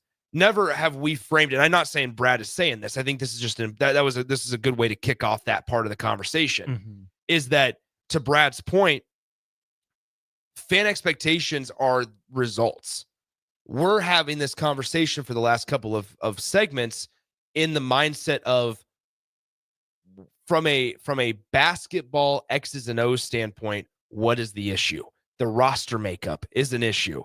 That's the type of expectations we're having, because at a place like Nebraska, with the facilities of it, there should be expectations to then get to the results. But if something is not aligned correctly in the process of it, then that's the type of conversations we need to have. We have to take a break. I want to pick up right there when we get back, though. 402-464-5685. Keep the big picture questions and thoughts. You're absolutely right, there. Brad, though. Like, Brad, you're absolutely right. Like, that's a valid point. They have been a 500 team. And you don't want to sit down here and be like, man, it's a failure if they don't win an NCAA tournament game. But the process of what last year could have been to build off of that, that's where the program expectations need to have a conversation about. We're jumping off on that next. Download our app by searching for 93.7 The Ticket in your app store to stay in touch and listen all day wherever you are. More of On the Block next on 93.7 The Ticket and theticketfm.com. At Fairway Meat Market, you're family, and as part of the family, they want to save you money on your meat and groceries. Now, through January 26th, enjoy USDA Choice 8-ounce New York strip steaks for $6.88 each, thick-cut Iowa pork chops for $1.99 per pound, fresh ham loaves for $2.99 per pound, and Busch Light 30-packs for $18.99. That's all at Fairway Meat Market in the Rockledge Square Shopping Center, just south of 84th and Van Dorn. Hi, Sean Callahan here for Cobble Chevrolet GMC, and we wanted to give a special shout out to all of our great customers, thanking you all for a record-setting year in 2024. Now let's get the new year rolling with some big savings. Right now at Cobble, we have some of the biggest discounts in the area, with over $12,000 off list price or 0% APR on select new models. So stop on in the dealership or hit us up online at cobblecars.com to get true low country overhead in action. $12,000 off list or 0% APR right now at Cobble. So please stop on in or visit us at cobblecars.com. You'll be glad you did. It's the new year, and it's time for a new John Deere. Acres has all new John Deere compact tractors, mowers, and Gator UTVs on sale with money-saving financing options. Whether it's recreation or landscaping, Acres has the John Deere for you. Visit your local Acres store for details. And don't forget, Acres has a full lineup of used equipment as well. Act now. These incentives expire January 31st, 2025. Financing program subject to proof credit with John Deere Financial. Some restrictions may apply. What's better than supporting your favorite radio station and eating delicious Nebraska-made products? Smoking Gun Jerky of Nebraska wants to highlight you, the listener, on the 93.7 The Ticket Wall of Fame at the store. Stop by the store at 48th and R in Lincoln and see their huge variety of small batch gourmet jerky. Or if you're not in the area and want to try some, go to smokinggunjerky.com and enter code EARLY for 10% off your purchase. It's the ultimate low-calorie, high-protein snack at Smoking Gun Jerky of Nebraska. Advanced Medical Imaging is the largest radiology group in Nebraska, located in Lincoln at 7601 Pioneers Boulevard. At Advanced Medical Imaging, they utilize state-of-the-art technology and blend it together with their compassionate, skilled team to guide you through every step. Whether it's an MRI, CT scan, or X-ray, their precise diagnostics help your doctor deliver the best care plan for you. Choose clarity and comfort in your life by choosing Advanced Medical Imaging, located at 7601 Pioneers Boulevard and online at amimaging.com. Hello. Angela, we have to break up. But why? Because you're a robot and I'm just a guy trying to get better internet. It's Aloe Fiber, isn't it? I always knew you wanted faster speeds. My contract isn't good enough for you. Face it, Angela, they let me talk to real people. Press 4 to break my heart. Oh wait, you already did. Visit aloefiber.com to switch today. Automotive Solutions is Lincoln's one-stop shop for all your vehicle needs, from vinyl wraps to engine repair and maintenance. Automotive Solutions offers fleet services, as well as printing and graphic design for vinyl applications, plus installation of vinyl for boats, trucks, cars, and anything else you want wrapped. Perfection is their standard, and they never settle for less. Call today at 531-249-5600 or go to automotivesolutionslincoln.com to learn more. That's Automotive Solutions, 2024 Southwest 5th Street in Lincoln. Now back to On the Block with Strick and Austin on 93.7 The Ticket and theticketfm.com. This is On the Block, brought to you by Nebco, Austin Oerman, and Nick Sehnert with you. Picking up right where Nick left off. My last point on that, Nick, would be this. I do think there were some messianic anointings going on of this team in the preseason. Yeah. This is going to be a team that does it. Look what you bring back. Yeah, look what you lose, but you bring a lot back. You bring some key pieces back. Well, you had something of substance that you could point to and say there's something you can build off of. Which is where I'm not upset at fans for thinking this could have been the year, right? That's a completely fair expectation to have going into the year. But there are levels to success, especially for this program. I've dug in, I've done the numbers. If you missed the episode of the Corner 3, I highly recommend you go back and watch it. Shameless plug. Yeah. Nebraska's made the postseason 27 times as a program. They've made it back 15. They've missed any postseason the next year 12 times. If Nebraska misses any postseason this year, it is a failure. Mm-hmm. Unequivocal failure. To not capitalize on the momentum from last year. Would making the NIT be as good as the NCAA tournament? Absolutely not. Right? The mark of a good, consistent program is making the March Madness tournament, the big tournament, every single year. But relative to expectations for this program, and especially given what we know now about the roster, I'm not mad at the NIT. If this program hosts an NIT game with this roster the year after making the NCAA tournament, no, it's not as successful as fans might have wanted. Yes, there can be a twinge of disappointment for not making or winning the NCAA tournament game. But it's not a complete failure. It's not a complete wash because this program does not live in the postseason anymore. Yeah, I think it doesn't live it's never lived in the postseason, frankly. I think specifically with Nebraska basketball at times, I think it's important not to move the goalposts too much, right? And what I mean by goalposts is essentially move the backboard too much to where you at the beginning of the season say, okay, this is what constitutes a successful campaign, and then halfway through, when you know more about the team and you have stuff to base your opinion off of, you can sit there and say, okay, you know what, it's okay if they do this, and it's a lesser of the two. Now, yeah, I think you're onto something there where, sure, postseason play is postseason play. I think we get so infatuated though with, at times, once again, that results piece of it. If Nebraska doesn't host an NIT game, how different is that from, getting bounced in the first day of the NIT or not making the NIT? How much of a difference is there? how much more can you really build off of that? So I think you could say that also in terms of the NCAA tournament. Yeah, sure, it looks great on paper, but if you go out and you don't have a good performance, how much can you really build off of that? Sure, maybe the experience and the ability, but how much experience can you gain from playing just essentially it's a neutral site game that you could have played earlier in the season and had a different result. And yeah, sure, it's win or go home. It's the end of the year. There's a little bit more finality to it. But I think overall, that's where it's important to keep in mind the more detailed pieces of it is what does the roster look like next year? Because I said this before the season, and I said this, I mean, and it's going to reign true after the season. It was important for Nebraska to have a good year, a quote unquote good year this season, because guess what? I'm going to miss out on a couple of guys. Juwan is gone. Bryce is gone. Braxton Mee is gone. Andrew Morgan's gone. Rink Mast's future is up in the air. I would say that. Just you can tentatively Raleigh's gone. We can tentatively plan on Rink being back. Raleigh's gone. Ulyss is gone. That's 7. 7 of your 8-man rotation, because you are a 9-man rotation with Connor Sejan and Sam Hoiberg. 7 of your 9. 7 of your top performers, producers, gone.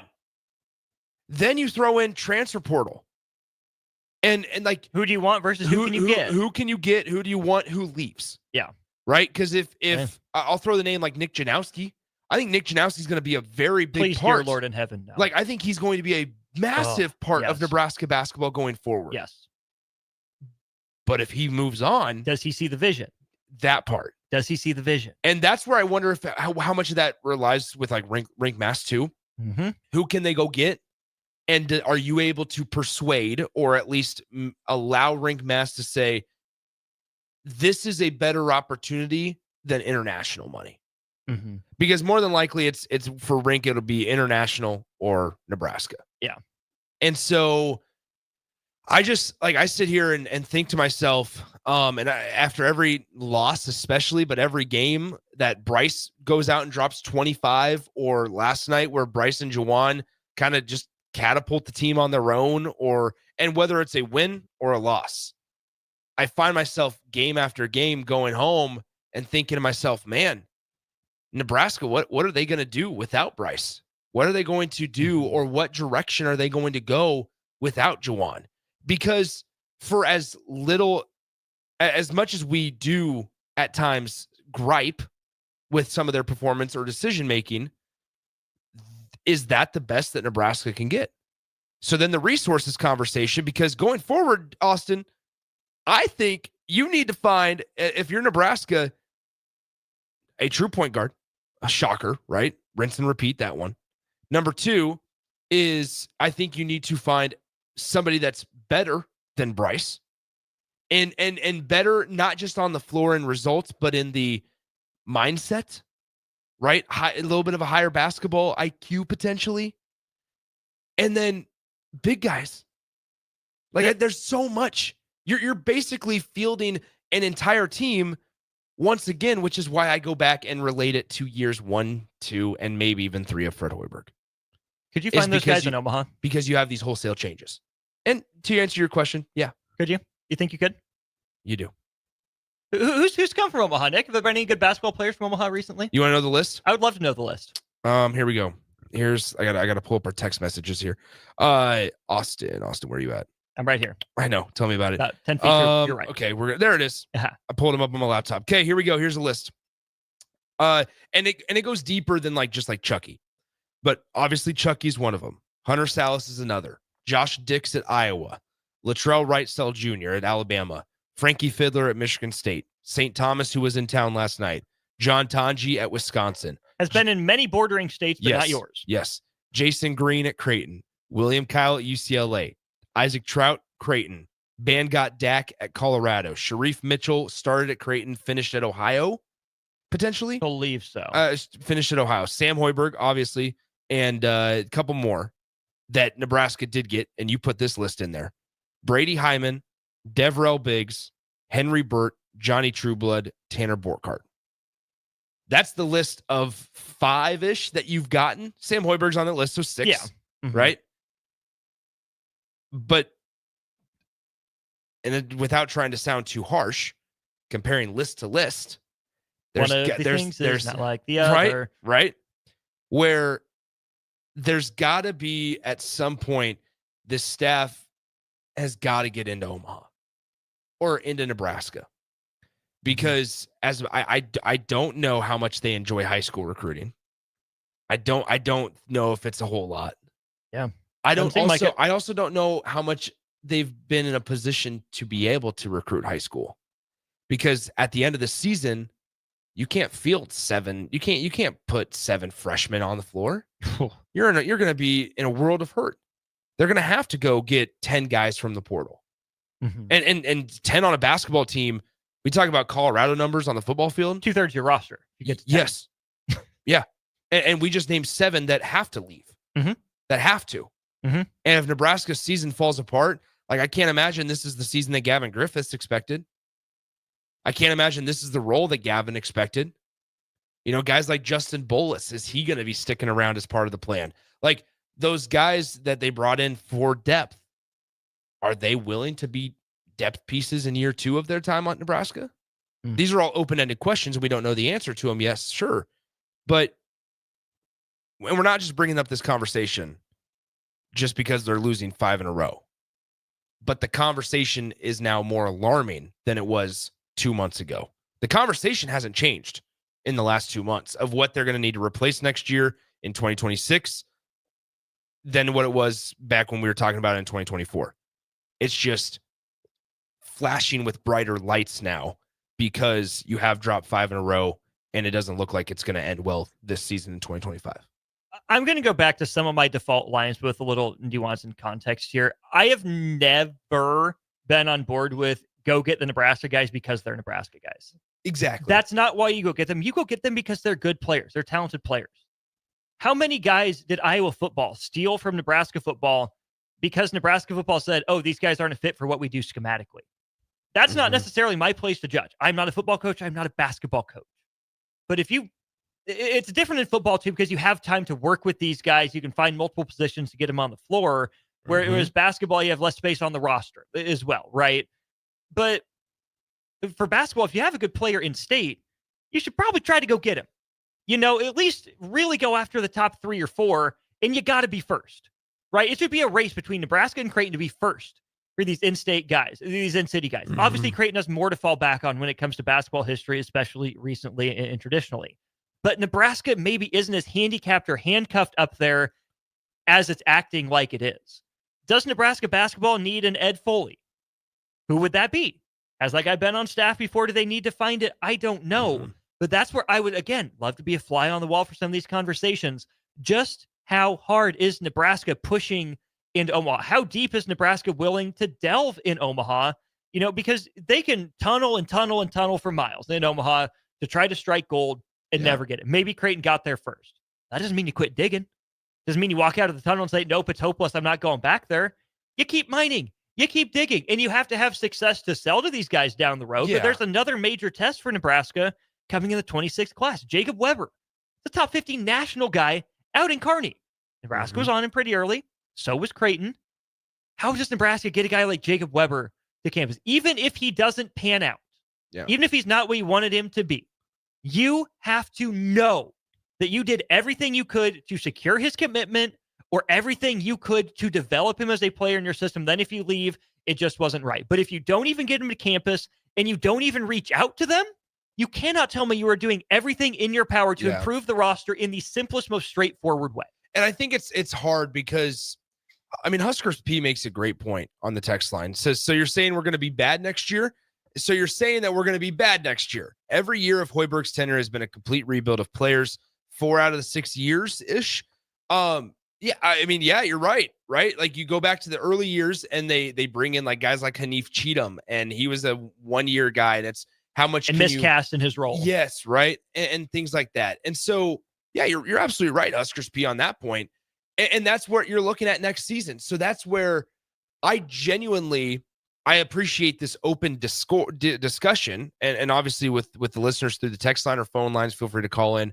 Same number, 464-5685, because This, unfortunately, I don't think is a thing that they can fix by 2026. I don't. I don't think that they're in a position, and maybe this is because of the decisions that they made, whether it was as a program, staff, or they had to work with the best that they got, right? Like, I think there's something to be said there of Nebraska can certainly be in on guys, but it's the same like football conversation where it's like they can be in on the 5 stars, but they're not going to get them. They're going to get to the finish line and be in the top 3 or top 2, and they're going to be on the losing side of it, right? So then that goes back to the resource conversation. But through all of this, with the high school guys especially, I really struggle to think that we'll see a lot coming in 2026. I think we see maybe more multi-year transfers, the transfers that have multiple years available. But this last transfer cycle kind of told me everything I needed to know. So, and Mississippi Mud Dog pointed out, and they were right. We missed Alec on the transfer list. True. From via, from the state of Nebraska. So thank you for that. But going like this last transfer cycle in the offseason, John Tanji, William Kyle, St. Thomas, Chucky, Frankie, Hunter Salas wasn't in the portal, but the year before as well, kind of told you everything you needed to know. So there's your 6 guys right there. Latrell Wright-Settle is in that conversation. The way that their recruitment's played out, not just because now you and I are obviously, we are able to have these other conversations with other people that are much more aware of what's going on behind the scenes. The way that their recruitment's played out tells me that Nebraska, they were in the door, but they weren't a potential landing spot for a lot of them. They took the meeting. Shook Right, hands. yeah, right, Okay, yeah, right. Whatever. Thanks. But Chucky wasn't ever going to come here. St. Thomas wasn't ever going to come back. I don't know if St. Thomas ever got a call. He ever got a chance. That's the very good point. In high school or the transfer portal. I don't know that for a fact, but something leads me to believe. I don't know if Nebraska. St. Thomas has been per St. Thomas. Nebraska did not contact. Yeah. So there's that part. But so those guys, yeah, right. Like they were never going to. We're getting the pushback on the text line about, well, those guys were never going to come here. That's the point. That's the point. You miss out on their way out of high school, fine, right? If you want it, because Nebraska's not in a position where they can take 6 high school guys in a class. And a lot of basketball teams aren't even taking 6. They're taking 3 to 5, maybe high school guys. Nebraska's not in that position, and I'm not sure if Nebraska ever will be in that position. They're probably looking at 1 to 2 high school guys a year. They got Frager from Lincoln Southwest last year, and they got Janowski. But other than that, you struck out on number 1 the first time around out of high school because maybe your program's not in a spot. But when they enter the portal again and your program is in that spot where Nebraska needs to take transfers, guys with experience, with multiple years of eligibility remaining, you strike out again. And is that a byproduct or a result of how things were handled coming out of high school? Couple things here from Phil the Burn. He says, how many teams have 3 to 5 starters from Nebraska? Maybe the singular Nebraska kid performing well on each of those teams is doing well because of the rest of the team is good. Yes, absolutely. We're not saying make the whole team out of Nebraska. Yeah, please don't not take, at all what we're saying. Like I'm not trying to tell you guys that, hey, you know what? Get the 5 of Chucky, Josh Dix, Latrell Wright-Settle, Frankie Fiddler, and William Kyle, and Nebraska's winning 3 NCAA. That's not what I'm getting at all. But it's more so look at the high volume of true talent that's come out of the state over the last 5 years. Would you get more from Chucky Hepburn or Raleigh Wooster right now? Oh, it's Skip. Probably Chucky. Would you get more from and we Bear know Cable, Utah or St. Thomas right now? And we know that's all we're saying. We know the relative figures that those guys are getting at their places. And if Nebraska can't match that, then it goes back to the resource conversation. Yes. And less of a Fred issue. Right. We got to take a break. We'll sneak one in, have a short crossover, and be done with On the Block for today, even though these conversations will continue for a while. Follow Austin Strick and On the Block on Twitter at Austin Oerman, eStrick20, and On the Block 93.7. More of On the Block coming up. Are you a skilled mechanic looking for your next big opportunity? Constructors is hiring. We're looking for experienced mechanics to join our family-owned team. We offer competitive wages, great benefits, brand new service trucks, OEM-level diagnostic software, and career growth opportunities. Positions include lead and A-level mechanics for our shop and multiple field technicians. If you're driven and ready to grow with a company that's been around since 1908, apply today at constructorslincoln.com. An experience can make in your real estate journey with Next Ag Appraisal and Realty. Whether you need an appraisal, sales, or farm management, Next Ag comes up with a solution with your legacy and goals in mind. Next Ag isn't just their name, it's your future. So why wait? Visit their website today at www.nextagrealestate.com or give them a call at 402-380-0432 and turn your dreams into reality. Your land, your legacy, their solutions. Next Ag Appraisal and Realty.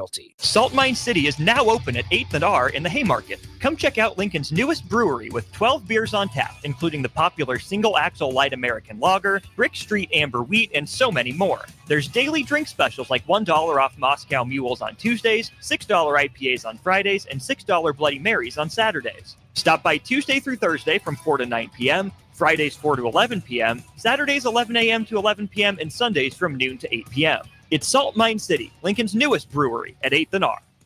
Hi, Sean Callahan here for Cobble Chevrolet GMC, and we wanted to give a special shout out to all of our great customers, thanking you all for a record-setting year in 2024. Now let's get the new year rolling with some big savings. Right now at Cobble, we have some of the biggest discounts in the area with over $12,000 off list price or 0% APR on select new models. So stop on in the dealership or hit us up online at cobblecars.com to get true low country overhead in action. $12,000 off list or 0% APR right now at Cobble. So please stop on in or visit us at cobblecars.com. You'll be glad you did. Wall to Wall Wine and Spirits is your place in North Lincoln to go for all your needs in wine, spirits, and beer. They also have a large variety of cigars in their walk-in humidor, and they have a top-notch walk-in, temperature-controlled, high-end wine bar. Plus, you can enjoy free samples from their tasting bar. There's only one place to go for all your needs for wine, beer, spirits, and cigars. Wall to Wall Wine and Spirits on North 27th Street in Lincoln. Advanced Medical Imaging is the largest radiology group in Nebraska, located in Lincoln at 7601 Pioneers Boulevard. At Advanced Medical Imaging, they utilize state-of-the-art technology and blend it together with their compassionate, skilled team to guide you through every step. Whether it's an MRI, CT scan, or X-ray, their precise diagnostics help your doctor deliver the best care plan for you. Choose clarity and comfort in your life by choosing Advanced Medical Imaging, located at 7601 Pioneers Boulevard and online at amimaging.com. Garage doors can break down or quit working at the worst times. At Doors Plus, they understand that a broken garage sometimes means repair and not replace. Sometimes, all you need to make your door like new again is a few bolts, realignment, or even a new balance. Trust the pros at Doors Plus to handle your garage door repair the right way so you can get on with your busy schedule.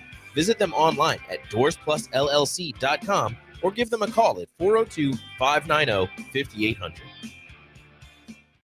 This is Lincoln's home for sports talk on the FM dial. Also online at theticketfm.com. On the internet. KNTK FM Firth, 93.7 The Ticket. Now back to On the Block with Strick and Austin on 93.7 The Ticket and theticketfm.com. We are back here during On the Block one final time. Austin Oerman, joined by Nick Sehnert. We also welcome in Jay Foreman. Jay, what's up? I ain't never seen somebody work this hard trying to get some street cred, man. This dude over here. Got him a little Southside taper fade. You know what I'm saying? Hey, look at him, folks. Look, he got the little John B going. I'm gonna age myself. John B? John B. Go ahead, Google. You don't know who it is. And he look just like him. John Booker Rutledge? No, the R&B singer. Yeah. Singing those lullabies. Singer. The crossover is brought to you by Love Volleyball Omaha. They start their inaugural season tomorrow at home at the Liberty First Credit Union Arena in Ralston. Get your tickets online at lovboma.com. See 5 former Huskers in action. No way. You did not just Google John B? No. I was busy doing a read for a sponsor, so no, I did not Google John B. Man. No, look at this. This is not me. That is you. No. Yeah, I do not. Maybe an attitude, maybe not in look. You got to put the video on. That's you. It doesn't Hold on. look like you. That is not before me. he went on one of his 50 million vacations. Didn't not that look me. like Nick before he went to Mexico last year? You don't even know. You're talking about my 50 million vacations. That looks like a weird mix of Klay Thompson and Drake. Yeah. There you go. That's not me. Trust me. I ain't Drake Thompson over here. Few things here from the text line to wrap us up. Fred Hoiberg went after all those guys, struck out. No, Nebraska did not go after all those guys. Old Dad 34 says, Austin, I didn't think you would ignore the conversation about analytics like everyone else has all day. I don't think we didn't have the analytic conversation specifically, but I do think we alluded to it, right? When we talk about scheme, especially on offense and then a little bit on defense too, analytics is, guess what? Nebraska forced a lot of non-rim twos last year, a lot of mid-range shots. Mm-hmm. That's what they wanted to do. The most efficient shots in basketball are at the rim and from three, not counting the free throw line. And Nebraska did a good job of not fouling last year. Nebraska had an efficient defense last year. And that's what I'm talking about too for Nebraska, is that if it's not going to have, this group just lacks an identity. Let's just circle back to that. Either Nebraska's efficiency has to come from volume and getting a lot more shots and possessions than other teams in converting on a high number of twos, a la Texas A&M last year, or Nebraska has to execute better in the half court and shoot better from three and get to the free throw line more consistently. You either have to win the volume battle or the efficiency battle. But when you're stuck in the middle and winning neither, like Nebraska's been, that's a recipe for disaster, like we're seeing now. Yeah, you're stuck in the middle, and your margin for error just becomes that much smaller. That was the money quote from Fred Hoiberg last night. Thank you for bringing that up. The margin for error is just so much smaller. Because Chris just made a great text on the text line. Says this corresponds to the Hoibergs have to be perfect comment. Bingo. Yes. Right? Like we started the show talking offensively about what Rink Mass and maybe even K-State, even though a lot of K-State shots probably weren't high percentage,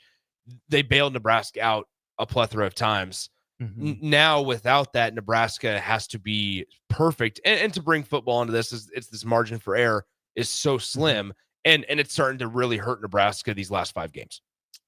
Yeah, I mean, there's a ton of meat on the bone there, but analytics are great, but analytics get you beat. What you have to do is tell that 2016 and 18 Villanova, please. Austin, they had 3 lottery picks. 3. You're winning. And you had one of the greatest coaches of all time. I'm not trying to hear it. I'm not trying to. I mean, analytics. Tell that to Alabama. Hold on. Tell that to Mark Sears and Nate Why Oates. don't you go to Austin the way you come at me? I'm about to. Okay. Why don't you just sit over there and be quiet? All right. I'm tired of hearing your mouth. All right. I've been Why'd you put a hat on? The hair looks good. I know it does. I know it does. You let it grow out a little bit. It is. It's cold outside. Yeah, it is. Just stay warm. Oh, hold on now. Hold on. You two little whippersnappers. The one thing that people forget about analytics is great, and it happens. It gives a lot of credibility after you play like they've been playing for 4 or 5 games, and probably even a little bit before that, but they were able to win, right? So analytics doesn't come to fruition when you gut out a win or you beat UCLA, right? Because some of the same things you saw against UCLA, you've seen over the last 5 or 6 games, correct? Right? Mm-hmm. But also, there's a play harder. No. Play better. Yes. And tougher factor. Yes. That right there lessens the need for analytics. Like watching a basketball. Here, I'm just going to go ahead. Like, it's like no different than Cam Newton. Cam Newton can get on there and talk about everybody. You still watch that football. Mm-hmm. That's a habit that you've done over and over time. And it's also a personal choice. So what that does is when you're able to play hard, what you said he did, and then play tough, and then play good, and good is just being steady, right? If I need to get you a good shot, if you want you to improve your shooting, pass it better. Screen better. Cut better. Because when they're in practice, all the above. Because when they're in practice doing the drills, I guarantee you the passes are on time and on target. And there's an old saying, if it's off the bounce, most likely you're going to a drive or you're trying to get to a mid-range. If it's in your like chest or in your waist up, then you're able to get in your shooting zone. I call it shooting zone or pocket. Those are things you have to do at a guard position. That's where I'll push back on it, because some of the things that you're seeing where you're seeing them like Raleigh, I know he's been getting killed. Like when he was dribbling the ball, like he was not playing like good or like efficient because he was a fish out of water. Now, some of that could be on what initial screen or initial like play or scheme, but then also everybody else is sitting there watching. If I'm an alpha, hold on. If I'm an alpha by actions and not words, and that's the problem with a lot of people. They tell you a lot of things and then they don't do it. Is I'm going to get the ball. Not throwing it away with 1.7 seconds left out of bounds. We'll take hypothetically. that. Yeah, take that. I'm talking about hypothetically. I'm talking about the first 5 minutes of the game. It was the first 16 until he got a shot. Yeah. Okay, yeah, but I'm just talking about the first 5 minutes of the game. He didn't touch the ball, I think, in the first 3 or 4 possessions. Okay, so but if we're on the team, yeah, and I'm the dude, they're much better. I'm coming to you and saying, "Give me the ball." Right? Because I can promise you, I'm not going to ask. I'm not standing in the corner. No, but I'm going to tell you, like there's a break in the action, and if there's somebody shooting, you see this all the time. If you go to these high schools out here. Like you'll get guys standing around because you got one guy that's ball dominant. We talk about it all the time. Ball dominant is great when you're making it, but when you're not, you have to win these games when you're not really winning the analytic games. That's where the action has to be almost like furious. The drive with Gary, the button, I could go strict on butt naked threes and open shots. That's got to come off of it too. And to be completely fair, like I don't want to say just lean into the numbers, but I'm not saying analytics for analytics' sake. What I'm saying is, what are the key metrics you want to track? Yeah. Because I'm with you on that. That's all I'm trying to say is that Fred Hoiberg emphasizing rebounding and defense isn't who he's been. The Fred Hoiberg we were promised, pace and space. The analytic, if you want to call it that, but I would almost say the identity was winning from 3-point range. You shot higher volume and you shot higher percentage from 3. That's not what this team is capable of. You know what is also analytics? Rebounding. What's your rebound margin? How many offensive rebounds are you getting per game? How many are you allowing per game, right? How many more possessions do you have than the other team, right? I'm not saying analytics and like just this modern space ball, heliocentrism. That's what I'm trying to say. What I'm trying to say is Nebraska has to find a way to make the math work. Because at the end of like a game like Nebraska had last night, 5 points, both teams shot it pretty crappy from 3. Both teams were even from the free throw line, pretty even in rebounding. Pretty much the same against Rutgers, minus the 3-point shooting. Pretty much the same against Iowa in regulation. Pretty much the same against UCLA. And I'm not trying to say it doesn't come down to toughness and want to in these little plays. But Nebraska could give itself a bigger margin for error if you knew what you could depend on from a game-to-game basis. But you got to think, though. You lose Casey, who was a legit 3-point shooter. Bailout guy. But no, a legit shooter, though. Yes. He's a legit shooter. Then last year, that version of C.J. Wilson, especially after about game 8, was a legit shooter, and you could count on him. Now he would have a couple games not, but he wouldn't go on his 5 games. He'd get on a heater. So that's your second guy gone. And the third, and which probably is the most important, the dude that's sitting at the end of your bench that's hurt. Because when they went through lulls last year, when teams were focusing on Casey, Rink Mass was able to kind of be a different version of Derek Walker, but his version, where that's where you talk about the space and pace with Fred Hoiberg's offense was breath of fresh air, where they were able to get out of those lulls, right? So you didn't have your Casey sitting over there not touching the ball. Secondly, well, Jitterbug DeMarcus, his skill set is missed on this team, right? But also, secondly, the Fred Hoiberg offense of what you're probably remembering back in Iowa State days. Basketball has changed. These kids ain't playing like that. They're not. They don't want to play real basketball. They want to throw it off the backboard, shoot threes, and do the things you see on ESPN. So to get that type of thing, you're going to need a team of older players that are bought in, like Oakland last year. Yes, probably. But could you also do better recruiting in high school for guys that buy into the vision and mold them in a system, which Nebraska hasn't done? I agree. Get old and stay old. But I'm talking about this team right now. But yes, we're both correct. Yeah. We are. So we got to get out of here. You got game? Do you have a basketball? Got plenty of game. He ain't got no game. Oh, John B over there. Give him a little credit for it. But I'm changing your profile picture to John B. Nick, thanks for filling in. What is it now? That pink hat you had on. That's right. Yeah, that was on wedding night.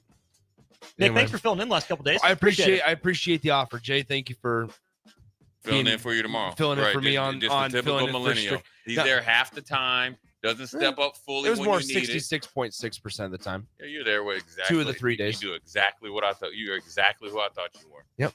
Sometime-ish. It's been fun. Big thanks to Nebco for their sponsorship of On the Look Block. at you. Check them out at nebcoinc.com. Don't go anywhere. Old School coming up next. I'm with Jay. It leads off with Thirsty Thursday.